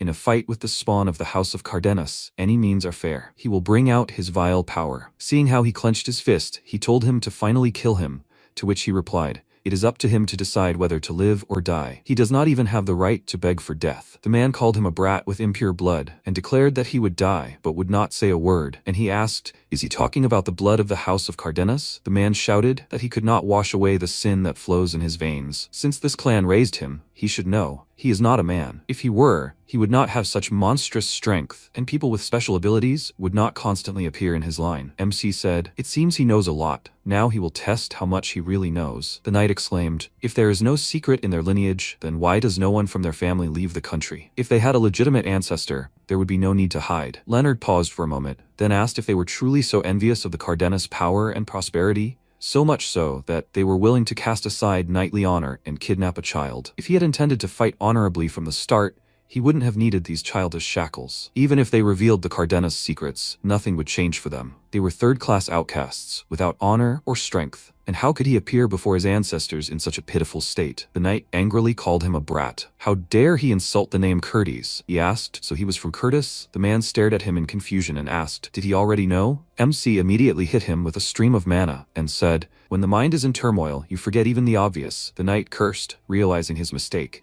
and Leonard said that he had unleashed his mana channels, so he would soon die. But before that, he would tell him everything he knew. Curtis is a small kingdom in the western part of the continent, which several centuries ago was considered a holy land for knights. That was until Cardenas appeared. The knights of the kingdom of Curtis suffered a crushing defeat at the hands of the Red Dragon Knights of Cardenas. After this single defeat, the world forgot about Curtis, and Cardenas became a holy land for knights. After his story, MC asked, to regain their former glory, they decided to learn about Cardenas and attack them to uncover the secret of their bloodline. In a sense, their interests coincide, but the main problem is that someone of an incredible level has already landed on this island. First, he needs to report everything to Sir Bradley. He drew his sword, enveloped it in mana, and thought, the enemy is the Shadow Knights of Curtis. Most of the knights on this island are apprentices, so it is too dangerous. He turned to the knight and asked, he says he is the 30th shadow, right? It was his turn. He struck, but the knight's body was only wounded, and the tree trunk was cut off. He thought there was no time for detailed explanations. It was enough to leave traces indicating the presence of a swordmaster on the island. He glanced at his sparkling blade.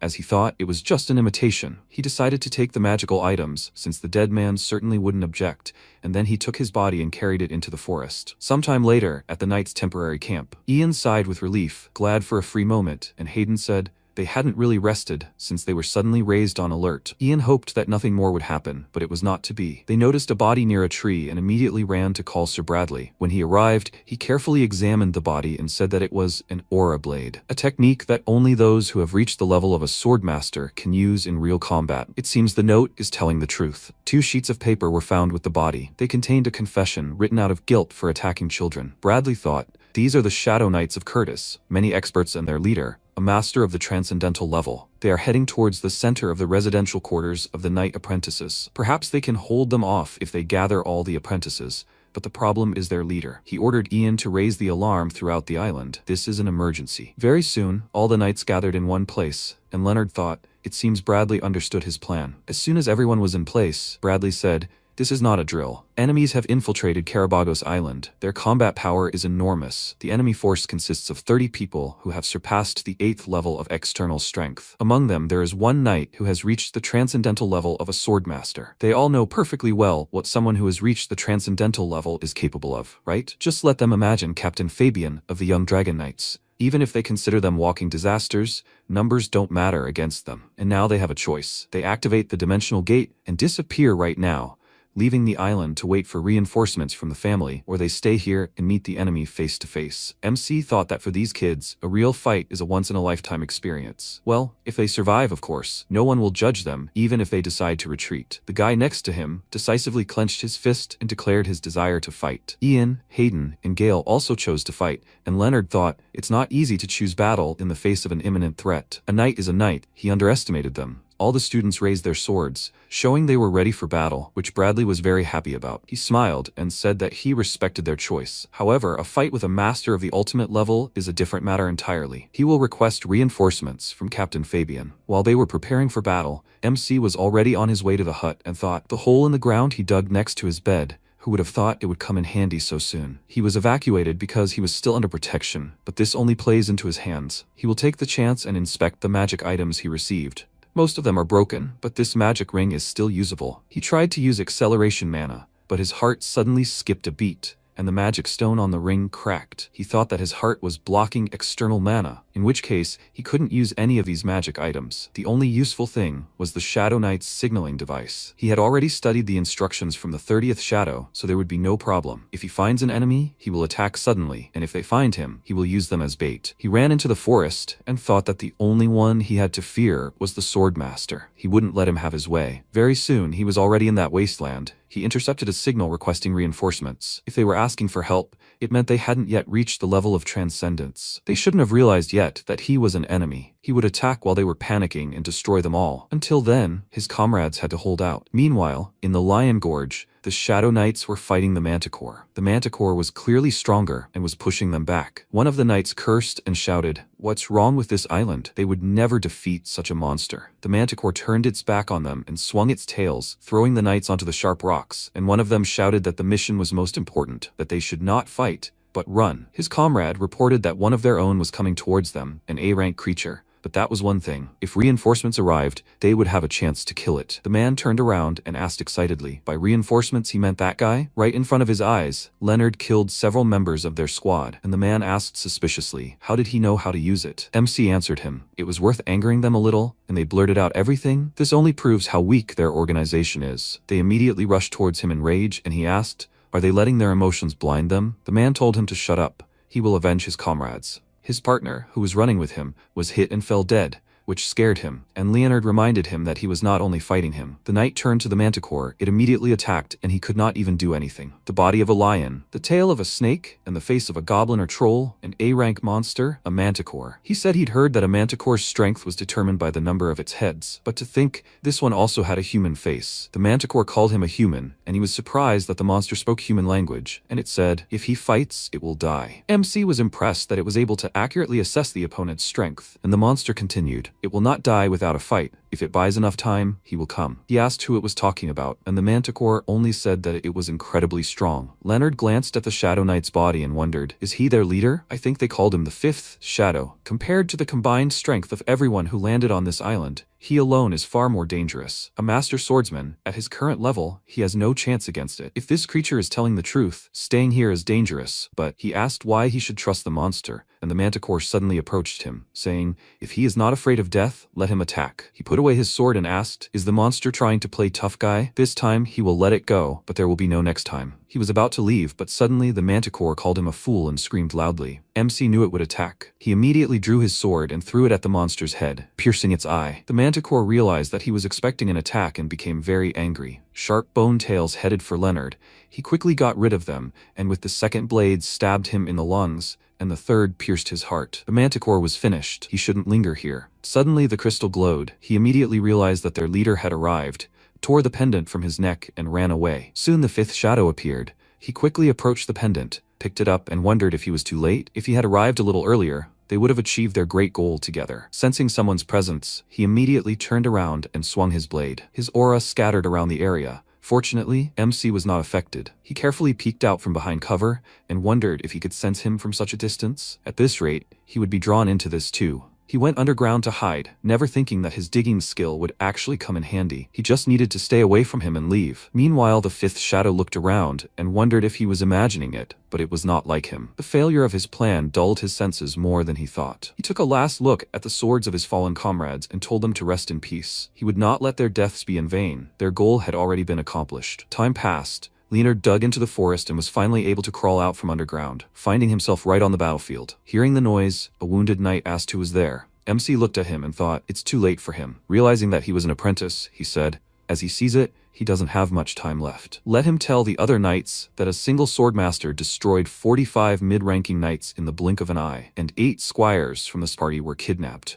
MC looked around and thought, they have already been taken. How did they get past the wild dragon horses alone? Their goal is to get the test subjects. They need to be transported alive and unharmed. If so, then there is only one way. As far as he knows, this is the only option. The system window reported mass teleportation. It is a spell that simultaneously transports many people to one place. Leonard said, they need to hurry. They have already achieved their goal. To transport so many people at once, a huge space is needed, which means he can guess where they are heading. Is Sir Bradley pursuing them now? The guy who was lying on the ground answered, they are combing this entire area. MC released mana and said, I see. In that case, he needs to rest for a while. The guy asked again, rest? I mean, Leonard's mana pierced his body and he cried out loudly. MC said, he is looking in the wrong place, Sir Bradley. He threw the knight's body over his shoulder and said, he needs to let him know somehow. At this rate, House Cardenas faces a crushing defeat. He thought no one would listen to the advice of a simple cadet. He had no choice but to bring Sir Bradley there himself. After a while, Bradley looked around and asked, has everyone run away? Cowards. Just think. Throw away even his knightly pride. He turned around and yelled, who's here? He saw MC with a knight on his shoulder and thought, these movements, is he a survivor from Curtis? He ordered to destroy the intruder. MC quickly pushed off the ground and thought, well, let him follow him. He turned around and saw swords flying towards him.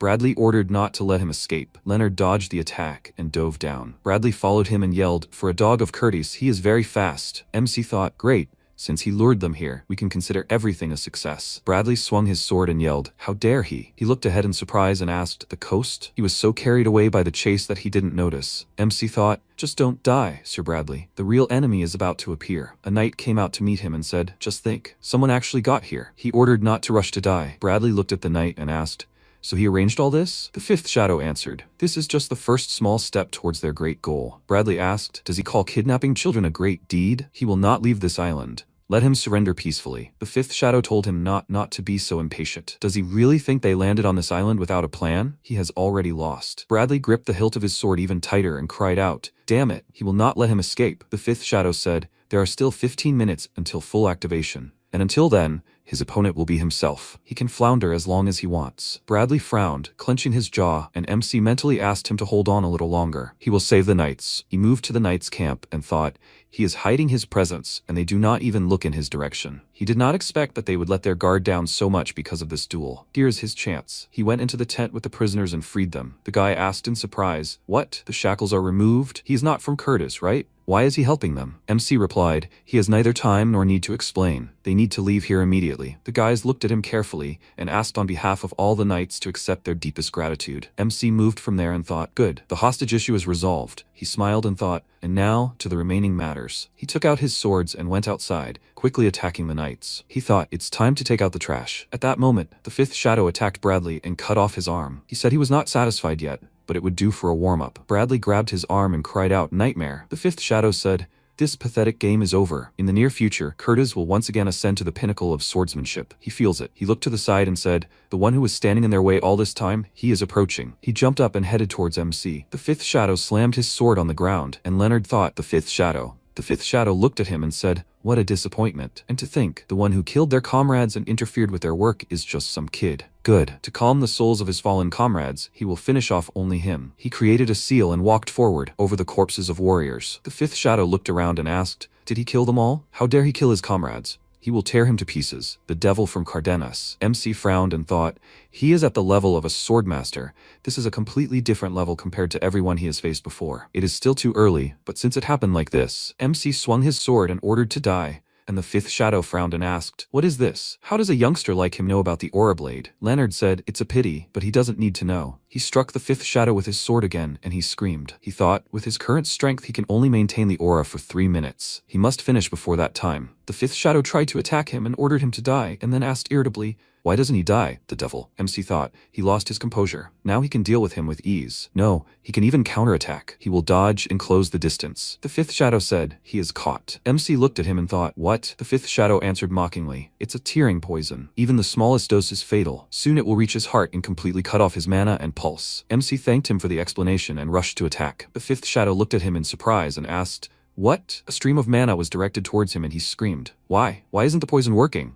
Leonard wondered, is his heart really resistant not only to magic, but also to poison? He answered, it seems to him. He already told him. He doesn't need to know that. The fifth shadow got angry and waved his hand, summoning energy creatures. MC thought, has he gone berserk? Or does he think he can hit if he attacks mindlessly? If it's difficult to get close, then he will simply pierce him through. MC released his mana forward and knocked the fifth shadow off his feet. He got up and screamed, he, a terrible little brat. Even if it costs him his life, he will take it with him. From his side, snakes headed towards Leonard again. He frowned and thought, is he going to squeeze his mana to the limit? Is he putting everything he has into this? He jumped to the side and thought, this is a feint. MC attacked the snakes and thought, I need to finish him off calmly and quickly. If he concentrates aura in the blade and strikes straight, he will be able to reach him. Leonard dealt with the snakes, and the fifth shadow attacked. The system window reported, shock shackles. He jumped to the side and thought, he also has a magical artifact. The fifth shadow grabbed MC by the neck and said, he let down his guard, kid. He thought he was just mindlessly throwing mana around. From the very beginning, he was waiting for him to come closer. At this distance, he will definitely be able to finish him off. His luck has run out, kid. They will see each other in hell. Suddenly, Fabian's voice was heard. He said he was sorry, but this was not going to happen. The fifth shadow attacked and screamed.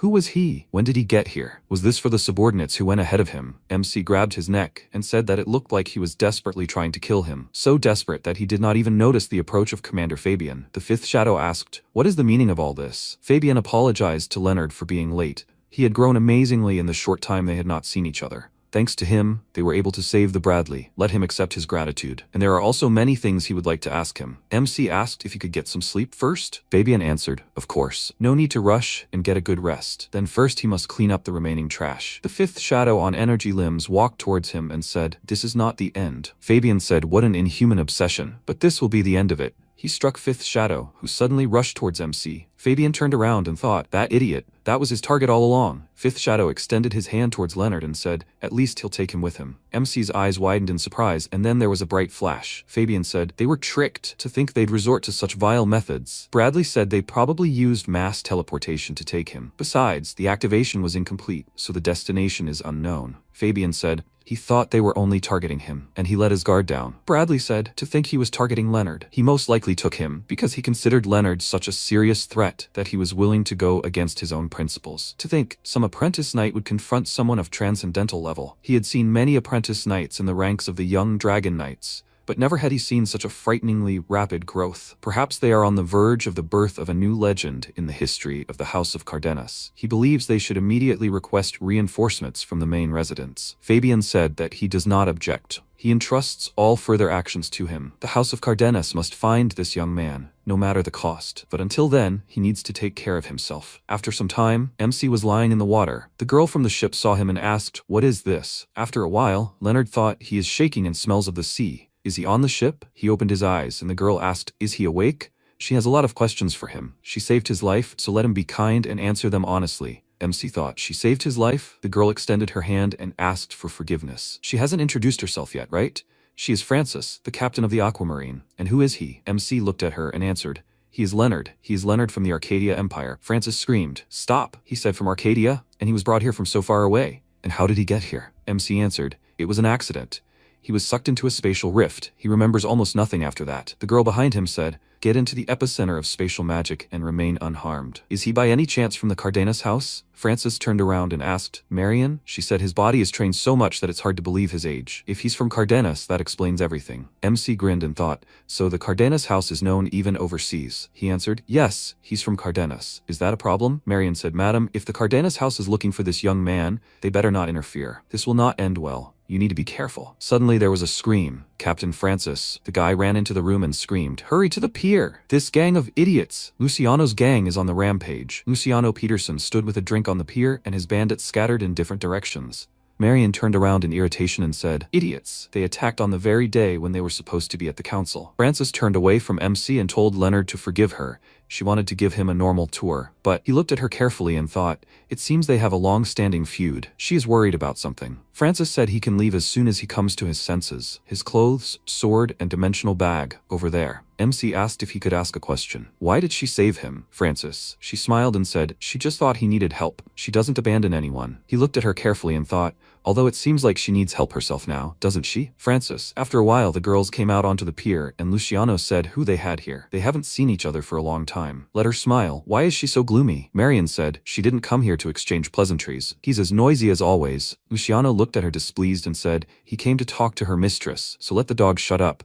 Does she know who she's talking to? Marion screamed, Luciano Peterson. Luciano walked past her and ordered her to step aside. This is a gentleman's conversation. He turned to Francis and said, don't be stubborn. Let her just give him Aquamarine. This ship is too good for someone like her. You can't let a relic of the fallen royal family rot. Just because her old man kicked the bucket doesn't mean everything is hers now. Francis asked Luciano to go away. She would never give up Aquamarine. Luciano said he was offering a good price, so she better sell it amicably. They guys are just making life difficult for themselves. He'll destroy them all. MC quickly attacked him and turned around and asked, Francis, would she mind if he killed this man? He thought it was better to immediately eliminate those who could become a hindrance. Francis's eyes widened in surprise and said, She doesn't care what happens to his people, but please, let him leave him alive. Marion asked, what just happened? Luciano shouted, brother, let him quickly pick up his hand. He screamed, he's an idiot. Francis, how dare she do this to him? He'll kill her. Guys, kill them all. The man swung his club and screamed, how did he manage to do this to his brother? MC quickly dealt with them, and Marion said, even swinging a sword wouldn't work. What kind of man is he? Francis asked, is this the power of the Cardenas house? Leonard kicked Luciano in the back and said, it looks like he's already regrew his arm. How should he finish him off? The girls exchanged glances, and MC asked, is something wrong? Francis said, yes. Despite his appearance, this man, he is the illegitimate son of the supreme ruler of Atlantis. This place, the Atlantean Maritime Union, is governed by the Union Council, and this Union Council is the de facto ruler of the local seas. He is a big man, one of the 5 leaders of the Union Council. MC thought there would be more problems with him than he thought. In that case, he turned to Francis and said,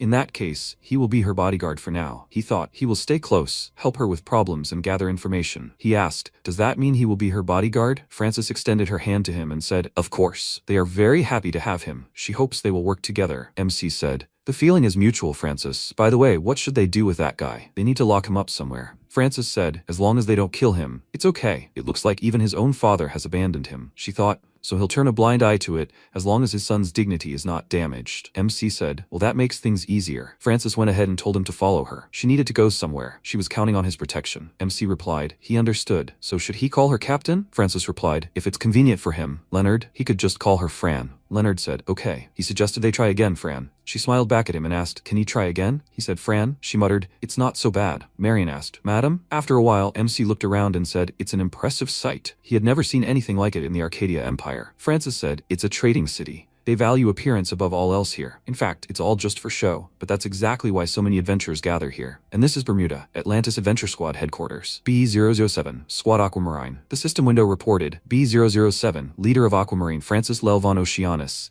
Her authority is confirmed. She will lead him to the Zephyr Hall. The Zephyr Hall is the hall for B-rank adventure squads. They will pass. MC walked through the hall, surprised, thinking how luxurious it was. Is B-rank really that high? If so, then Aquamarine might be bigger than he thought. They were met by Clara, who greeted them and said she was the employee in charge of the Zephyr Hall. Today she would help them with squad registration. With Leonard's arrival, their squad would officially have 3 members. MC thought, 3? Clara said, Master Leonard, does he have some kind of specialization? She needed to record the overall combat capabilities of their squad. The guy sitting behind them screamed, Clara, why even ask? He's clearly just this young lady's toy. MC turned around and asked, Fran, should he deal with him? She replied, no, there's no need. This happens all the time. The guy swung his sword and asked, he's just there to show off in this tiny 2-man squad, right? Leonard knocked the sword out of his hands and held it to his neck. He asked, now, is that enough to judge his skills? Clara's eyes widened in surprise and said, yes, of course. By the way, where is he from? MC wondered about his origin. Judging by Marin's reaction, he didn't need to say he was from the Arcadia Empire. But keeping quiet wasn't an option either. He said the Kingdom of Curtis. He thought it was a shame that was the only country he could think of. Clara handed them a piece of paper and said, that completes their registration in Aquamarine. MC took it in his hands, and Francis thought happily, finally, a new member in her squad. Leonard asked, Fran, they finished? She thought, no. Her captain's dignity. She answered, I understand. This is good work. Now he is officially a member of Aquamarine, Leonard. Marion grabbed her head and sighed loudly. Francis smiled and said, anyway, that's it for today. He is free. Why doesn't he look around? She sees that he is interested in the city. She will be glad to work with him. MC smiled slightly and asked, in that case, maybe he could ask her for one favor? After a while, Leonard approached the building from where a voice came. It must be Leonard. Fran told her everything about him. He can come in. MC went inside and said thank you with her permission. The girl said, he doesn't look like a magician, and yet he wants to know about magic? She snapped her fingers and the objects rose into the air. She ordered him to tell everything. After a while she said, I see, that's what it is. MC said, yes, ever since he was consumed by spatial magic, he realized he needed a way to counter it. He knows and understands almost nothing about magic. Esther, a 4th circle mage of the Atlantis Tower, looked at him thoughtfully and said, I see. So he's not just trying to become a swordsman mage. The best way to learn magic is to get used to it. She knows a method that even a swordsman can easily master. Those who wield aura use spirit stones to increase mana, right? The principle is the same. They will accustom his body to magic. To do this, he will absorb a spirit stone with a magic circuit engraved on it. MC said, but he doesn't plan to use magic. Esther told him not to worry, unless he has a really weird body structure. This is the fastest way. Besides, it's her duty. As a member of Aquamarine, she must guide the juniors. Otherwise, that girl will barge in here and start yelling at her again. MC cried out in tension, and Esther asked, what? Any ordinary person should have been able to absorb it easily. MC thought, could it be this constitution? After a while, Esther said, usually it's not this intense. It seems like everything is finally calming down. Is he okay, Leonard? He replied, yes. Esther wondered if the Cardenas family was gifted in more than just swordsmanship. He rewrote the entire spell as if there was a mistake in the original. MC directed the man aside and said, he's more than fine. He managed to reinterpret one of the spells engraved on the circle stone. It's a magic arrow. Esther said, it's a basic spell, of course, but is that even possible? Leonard said he deemed it useless because of its low effectiveness, so he gave it the shape of a sharp dagger. Esther asked him to wait. He changed the basic form of this? Even she can't do that yet. And 5 at once. MC asked Esther if she could show him her outlines as well. She replied, she doesn't mind, but why? Leonard replied, he sees things that can be improved. After a while, a man stood in the Atlantis Magic Tower. The Supreme Elder of the Atlantis Magic Tower, the 7th Circle Mage, Jack Russell, told him to give him some peace with all this fuss. He's very busy. He is the Supreme Elder of the Magic Tower after all. Esther said she knows. How can his only student not know this? MC said it's nice to meet you. He is Leonard from Aquamarine. Jack said he is Jack Russell. Outsiders are rarely allowed here, so they need to explain themselves. Esther said, Master, she has reached the 5th circle. Jack said in surprise, she couldn't take it for years. How did she do it? Esther told him to see for himself. Fireball. She created a stream of mana and said she learned to change the shape of her magic like this. By compressing and twisting it into a liquid, she increased its power many times over. Leonard adjusted its contours and gave advice. MC said, Esther, you shouldn't have used that here. She got scared and loudly asked for forgiveness. She doesn't have full control of it yet. Jack looked at it in surprise and asked, this young man, has he reached the level of transformation available only to 6th Circle mages? That's curious. To transcend the boundaries of magic without even striving for it, something that cannot be achieved without true enlightenment. He did her a favor she would never repay in her lifetime. Esther most likely knew this, which is why she brought him here. He extended his hand to MC and asked if he would like to become his apprentice. There is no better opportunity for a mage. MC apologized, but he had already embraced the way of the sword. Jack said, in immediate response, what a disappointment. In that case, as a reward, he will grant him the same powers as Esther. They will have unlimited access to the tower, its knowledge, and magical artifacts. Although all this taken together will not compare to his personal mentorship. Moreover, he guarantees him good relations with the Aquamarine Guild. MC thanked him and said that he will definitely visit him often. He thought that friendship with the Magic Tower would be a huge advantage for Aquamarine. Sometime later, in Bermuda, in the Zephyr Hall, Francis asked, what? He met with the Supreme Elder of the Magic Tower. MC replied, yes. He promised to maintain good relations with Aquamarine. Francis happily said, Leonard, she couldn't believe he had brought them such good luck. The Magic Tower was a huge organization, comparable to Bermuda and the Allied Council. She couldn't believe they had established contact with them. Leonard asked, Fran, more importantly, what is this list of names? Francis said, these are the people she wants to invite to their guild. They can't expand their operations without new people. Without Aquamarine, it would be difficult for her to even reach rank B. Leonard asked, the stronger the newcomers, the better, right? Francis said, well, yeah, of course.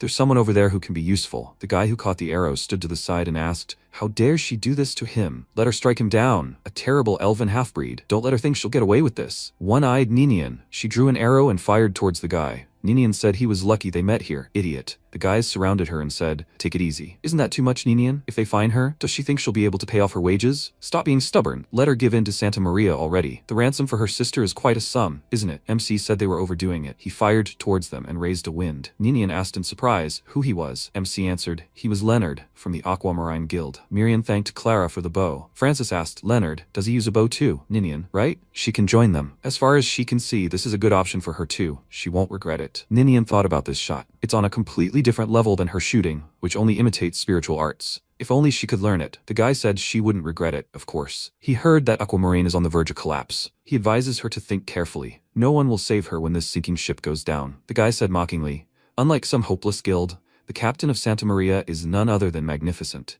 Before he could finish speaking, Santa Maria's captain, Christopher Conrad, suddenly ordered him to shut up. He doesn't need to introduce himself. Everyone already knows who they are, although he supposes some B-rank nobodies wouldn't understand that. MC thought, this guy, he looks like an idiot, but he's almost reached the level of transcendence. In open combat, he would be at an extreme disadvantage. But a skilled archer like Ninian is indispensable in a naval battle. He can't let such talent slip away. Even if he has to fight for her, she will be theirs. Some time ago, the girl took Ninian's hand and said, "Big sister." Ninian asked why she is her big sister. She is a half-breed, half-elf. The girl replied, her mother told her. She said that they are sisters. She is so happy that Ninian is her big sister. She and Vivian are half-sisters. They have different fathers. Unlike Ninian, a half-breed, she is an elementalist with incomparable talent. And yet Vivian was her only friend and her family. But one day, that happiness crumbled in an instant. Conrad hit Ninian on the head with his sword and said, "Well, he heard the elven settlement is far from here. But did Vivian send a distress signal from there? Does that mean she is her big sister, Ninian? She tried hard to get here, but what a pity. Her little sister is already his."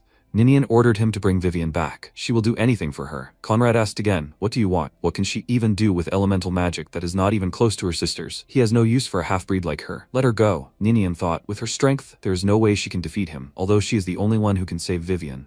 MC stepped forward and said, "He challenges him to a duel. Santa Maria." Conrad asked again, "What?" Leonard answered, "A duel for Aquamarine. The termination of Vivian's contract is at stake." Marion screamed, "Stop. They can't just decide this." She turned around and said, "Mistress, he intends to unleash a real war against Santa Maria. Please let her stop him." MC said, "Fran, this is a chance to get an experienced archer and elementalist. Will she trust him with it this time?" Francis said she understands Leonard. He grabbed Ninian's hand and asked, "Why is he hanging? Does he lack the courage?" Conrad grabbed him by the shirt and screamed, "He's a minor! A duel with him. What nonsense are they putting on the line? He knows how rare an elf elementalist is, right? Even if hundreds of them united." Francis interrupted him and said, "They'll put up the rights to purchase Aquamarine. He knows the value of Aquamarine perfectly well, doesn't he? They'll also add the rights to research A-rank Santa Maria. She thinks that makes the deal fair." Conrad looked at her in surprise, and Leonard thought that's some serious fire support. Conrad said, "If she's going that far, fine. However, he has an additional condition. The duelists must be limited to members of Aquamarine. It would be a problem if the baggage lady called a swordmaster or something,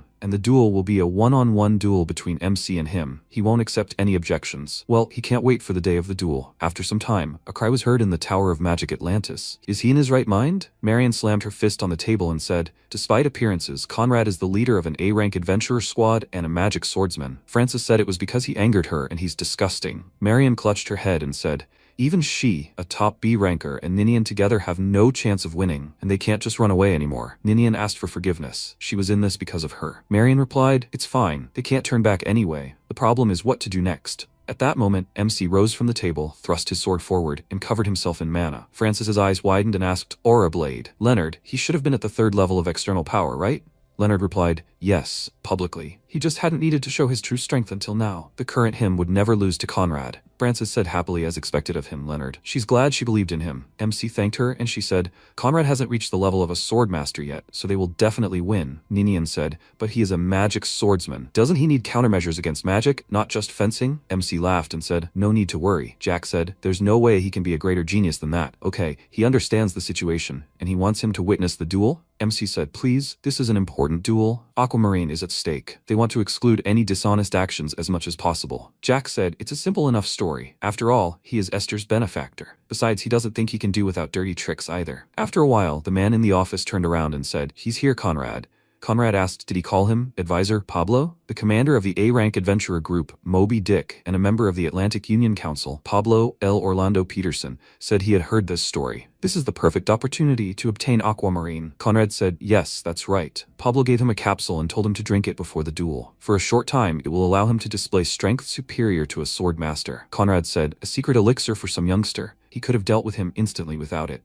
Pablo said, "Conrad, does it look like he's asking him for a favor right now?" Conrad fearfully asked to forgive him. "Advisor Pablo." Pablo said, "Judging by their overconfident behavior, they must have some kind of plan. They can't afford to miss such an opportunity, can they? He needs to obtain Aquamarine by any means necessary." Conrad said, "Yes, he will definitely succeed. At any cost." The day of the duel. The Grand Auditorium of Bermuda. On the surface it was billed as an event venue, but in reality it was an arena. The guy said it was good they were organizing such an event, otherwise he was bored. How much did he bet? The other guy told him not to get excited. Conrad was still going to win. According to rumors, the challenger was just a boy. Well, he might have potential, but the outcome was already decided. Francis frowned in irritation and ordered herself to just endure. The host said, "So they introduced the participants. From Santa Maria, Conrad, and from Aquamarine, Leonard." They were already glaring at each other. Considering how high the stakes are, this duel requires an authoritative witness, the chief elder of the Tower of Magic, Lord Jack Russell. Jack thought everything was exactly as Fran predicted.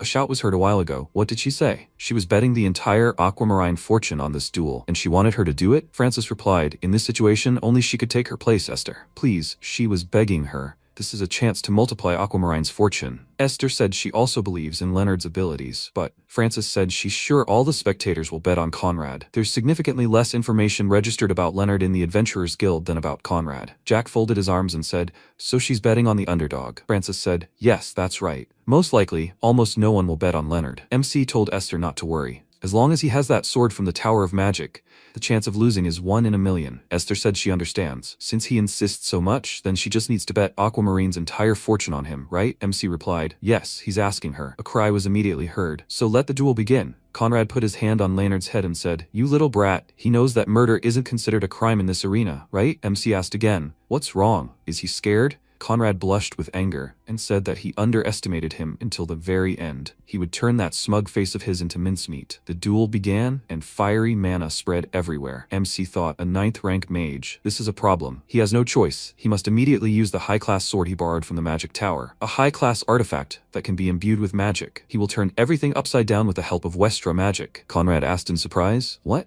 He's a magic swordsman too? Leonard quickly rushed forward and attacked Conrad. Rocks flew in all directions, and Conrad mockingly said, even with his vaunted speed he can't resist gravity. Leonard flew back, but was covered in mana, after which a bright explosion occurred. Conrad's eyes widened in surprise as a wound appeared on his face. He flew back and fell to the ground. He screamed loudly, and blood gushed from his mouth. Leonard walked towards him and said, for a magic swordsman to not even draw his sword is too arrogant. Conrad thought about completely blocking his lightning strike, but he had let his guard down. In that case, he has no choice. He will have to use this. He put the capsule in his mouth and bit down, after which a strong stream of mana burst out. Conrad said, he's the only person he will definitely kill. MC thought, what is this? To suddenly release so much power. Moreover, it is power comparable to a swordmaster. He prepared himself. Leonard swung his sword and attacked Conrad, whose eyes glowed brightly. Conrad looked up and said, the games are over. Insect. Leonard looked at him carefully, when suddenly he felt a stream of mana on himself. MC thought, Aura Blade. So he finally took up the sword seriously.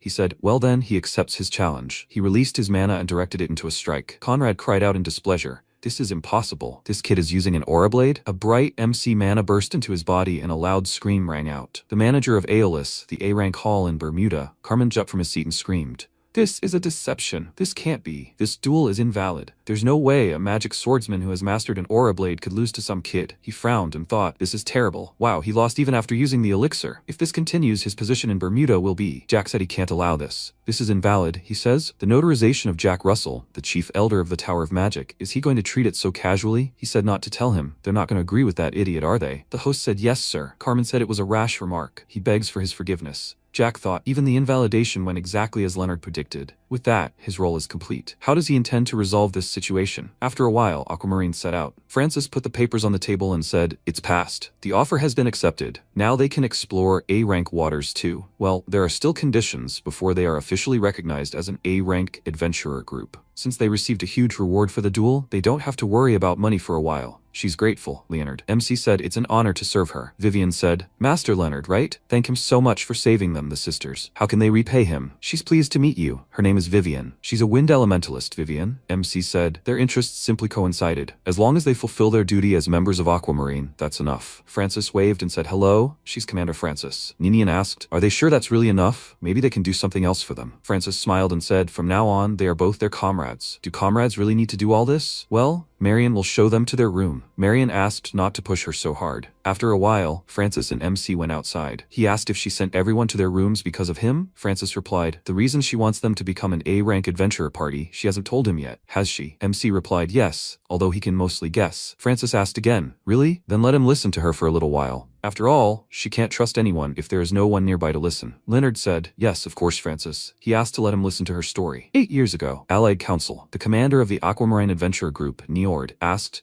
are they planning to simply leave the rift in the 5th Sea region as is? Pablo said the rift's contamination level is being carefully monitored. There won't be any problems for at least another 30 years. He, who is on the front lines, should know this better than anyone, shouldn't he? Niord said, Only if no anomalies occur, Pablo. Pablo spoke up, saying that even if an unforeseen situation arises, it can be resolved. Besides, this is an opportunity to obtain even more otherworldly byproducts. What are they so afraid of? Niord grabbed him and screamed. Is he in his right mind, Pablo? Is he planning to leave the danger unattended for the sake of some otherworldly byproducts? Pablo said, this Atlantis has become a city of wealth precisely because of those very byproducts he speaks of. Doesn't he know that? They will listen to the other advisors' opinions. Niord let him go, and Pablo said, it seems the answer is already obvious. Niord slammed his fist on the table and asked, what a nightmare. Are they all blinded by money? They can't wait any longer for help from other A-rank adventurer groups. Everyone needs to prepare to set sail. They, Aquamarine, will seal all the rifts, came the answer. Yes, sir. The ship set sail from the shore. The A-rank adventurer group, Aquamarine, at the time had 1 7th-rank mage and 3 transcendence-level experts. Led by the elemental knight and commander Niord, they sealed 4 rifts in less than a month. After a while, a voice rang out. Advisor Niord, he needs to return already, even if he's reducing the number of rifts for safety's sake. The atmosphere in the city is extremely unusual. Does he even realize how much work he's stealing from adventurers? Niord replied, he'll return as soon as he seals the giant rift, Charybdis. Someone asked him from the portal, what? It's the largest rift of them all. He told me, stop messing around. MC asked, did something go wrong there? Francis replied, no, the Aquamarine back then was ridiculously strong. She frowned and said, they were strong. She continued her story. Someone said, great, now they can finally go home, right? Niord replied, yes, this will significantly delay the demonization. Although he feels like everyone will yell at him when he gets back. It took a whole week, so his beloved daughter will probably be angry with him too. Isn't that right, Fran? Francis asked. Is he finally coming home, father? Suddenly there was a loud explosion and a scream. It's Moby Dick. Niord asked. Pablo? He decided to attack from behind? So this is what he was leading up to from the start? Francis asked. Father? Niord grabbed his sword and shouted. Marion. He entrusts Francis to her. He ordered her to steer Aquamarine to the docks at top speed. Once they get there, they won't be able to pull this off in front of everyone. All remaining fighters must intercept Moby Dick. The fighters responded, yes, sir. Pablo said, he doesn't know his place. Is he willing to lose everything for the sake of stupid pride? He ordered Aquamarine's will to fight to be broken right here and now. Niord ordered him to shut up. Aquamarine's honor and will be inherited, even if he dies. Marion grabbed Francis and jumped back as the explosion occurred. In the present, Francis said, so she can't surrender. The scale of the story turned out to be greater than he thought, right? After all, Atlantis itself is essentially their enemy. So if he wants to leave, he can do so at any time. MC replied, no. As long as he can cross swords with the strong, that's exactly what he desires. Especially if the enemy is a scoundrel who doesn't deserve mercy. Francis looked at him carefully and then laughed out loud. She said he was truly amazing in many ways. Well, will he follow her? As a member of Aquamarine, Leonard said yes. He looks forward to working together, Fran. After a while, he was training with the other crew members. MC looked around and thought, they all move quite well. This is their first sparring, but they are quite skilled. Marion waved her hand and said, enough. The coordination between the two of them is vital for their future journeys. They have both honed their fighting styles, and their progress is amazing. MC said, well, their guests are coming, so they will leave it at that. The head of the A-rank Bermuda Hall, Benjamin, cleared his throat and said he had been watching their sparring. It seems true what they say. He defeated Conrad in a duel. The ability to simultaneously defeat elite B-rank fighters like Marion and Ninian is an achievement in itself, and with a high-level spirit master, they definitely have A-rank strength. However, Francis said they were too short-handed, weren't they? Benjamin replied, yes, they had enough strength to achieve A-rank, but he was afraid they didn't have enough fighters to start work immediately. MC asked how many more people they needed. Benjamin held up 2 fingers and said 2. If 2 more came, they would be promoted to A-rank immediately. After a while, Leonard was walking down the street and saying the atmosphere here was completely different from the Atlantis he had seen before. Would they really find allies in a place like this? Francis replied, yes. If they could convince them, they would undoubtedly become a formidable force. Suddenly, they were ordered to stop. Guys, do they even realize where they had wandered to? The man said with displeasure, this is the Galano brothers' domain. Youngsters like them shouldn't be here. They need to go home, quickly. Don't let them think they'll be treated with care just because they're children. Leonard walked up to him and knocked the sword out of his hands. He said they didn't come to fight,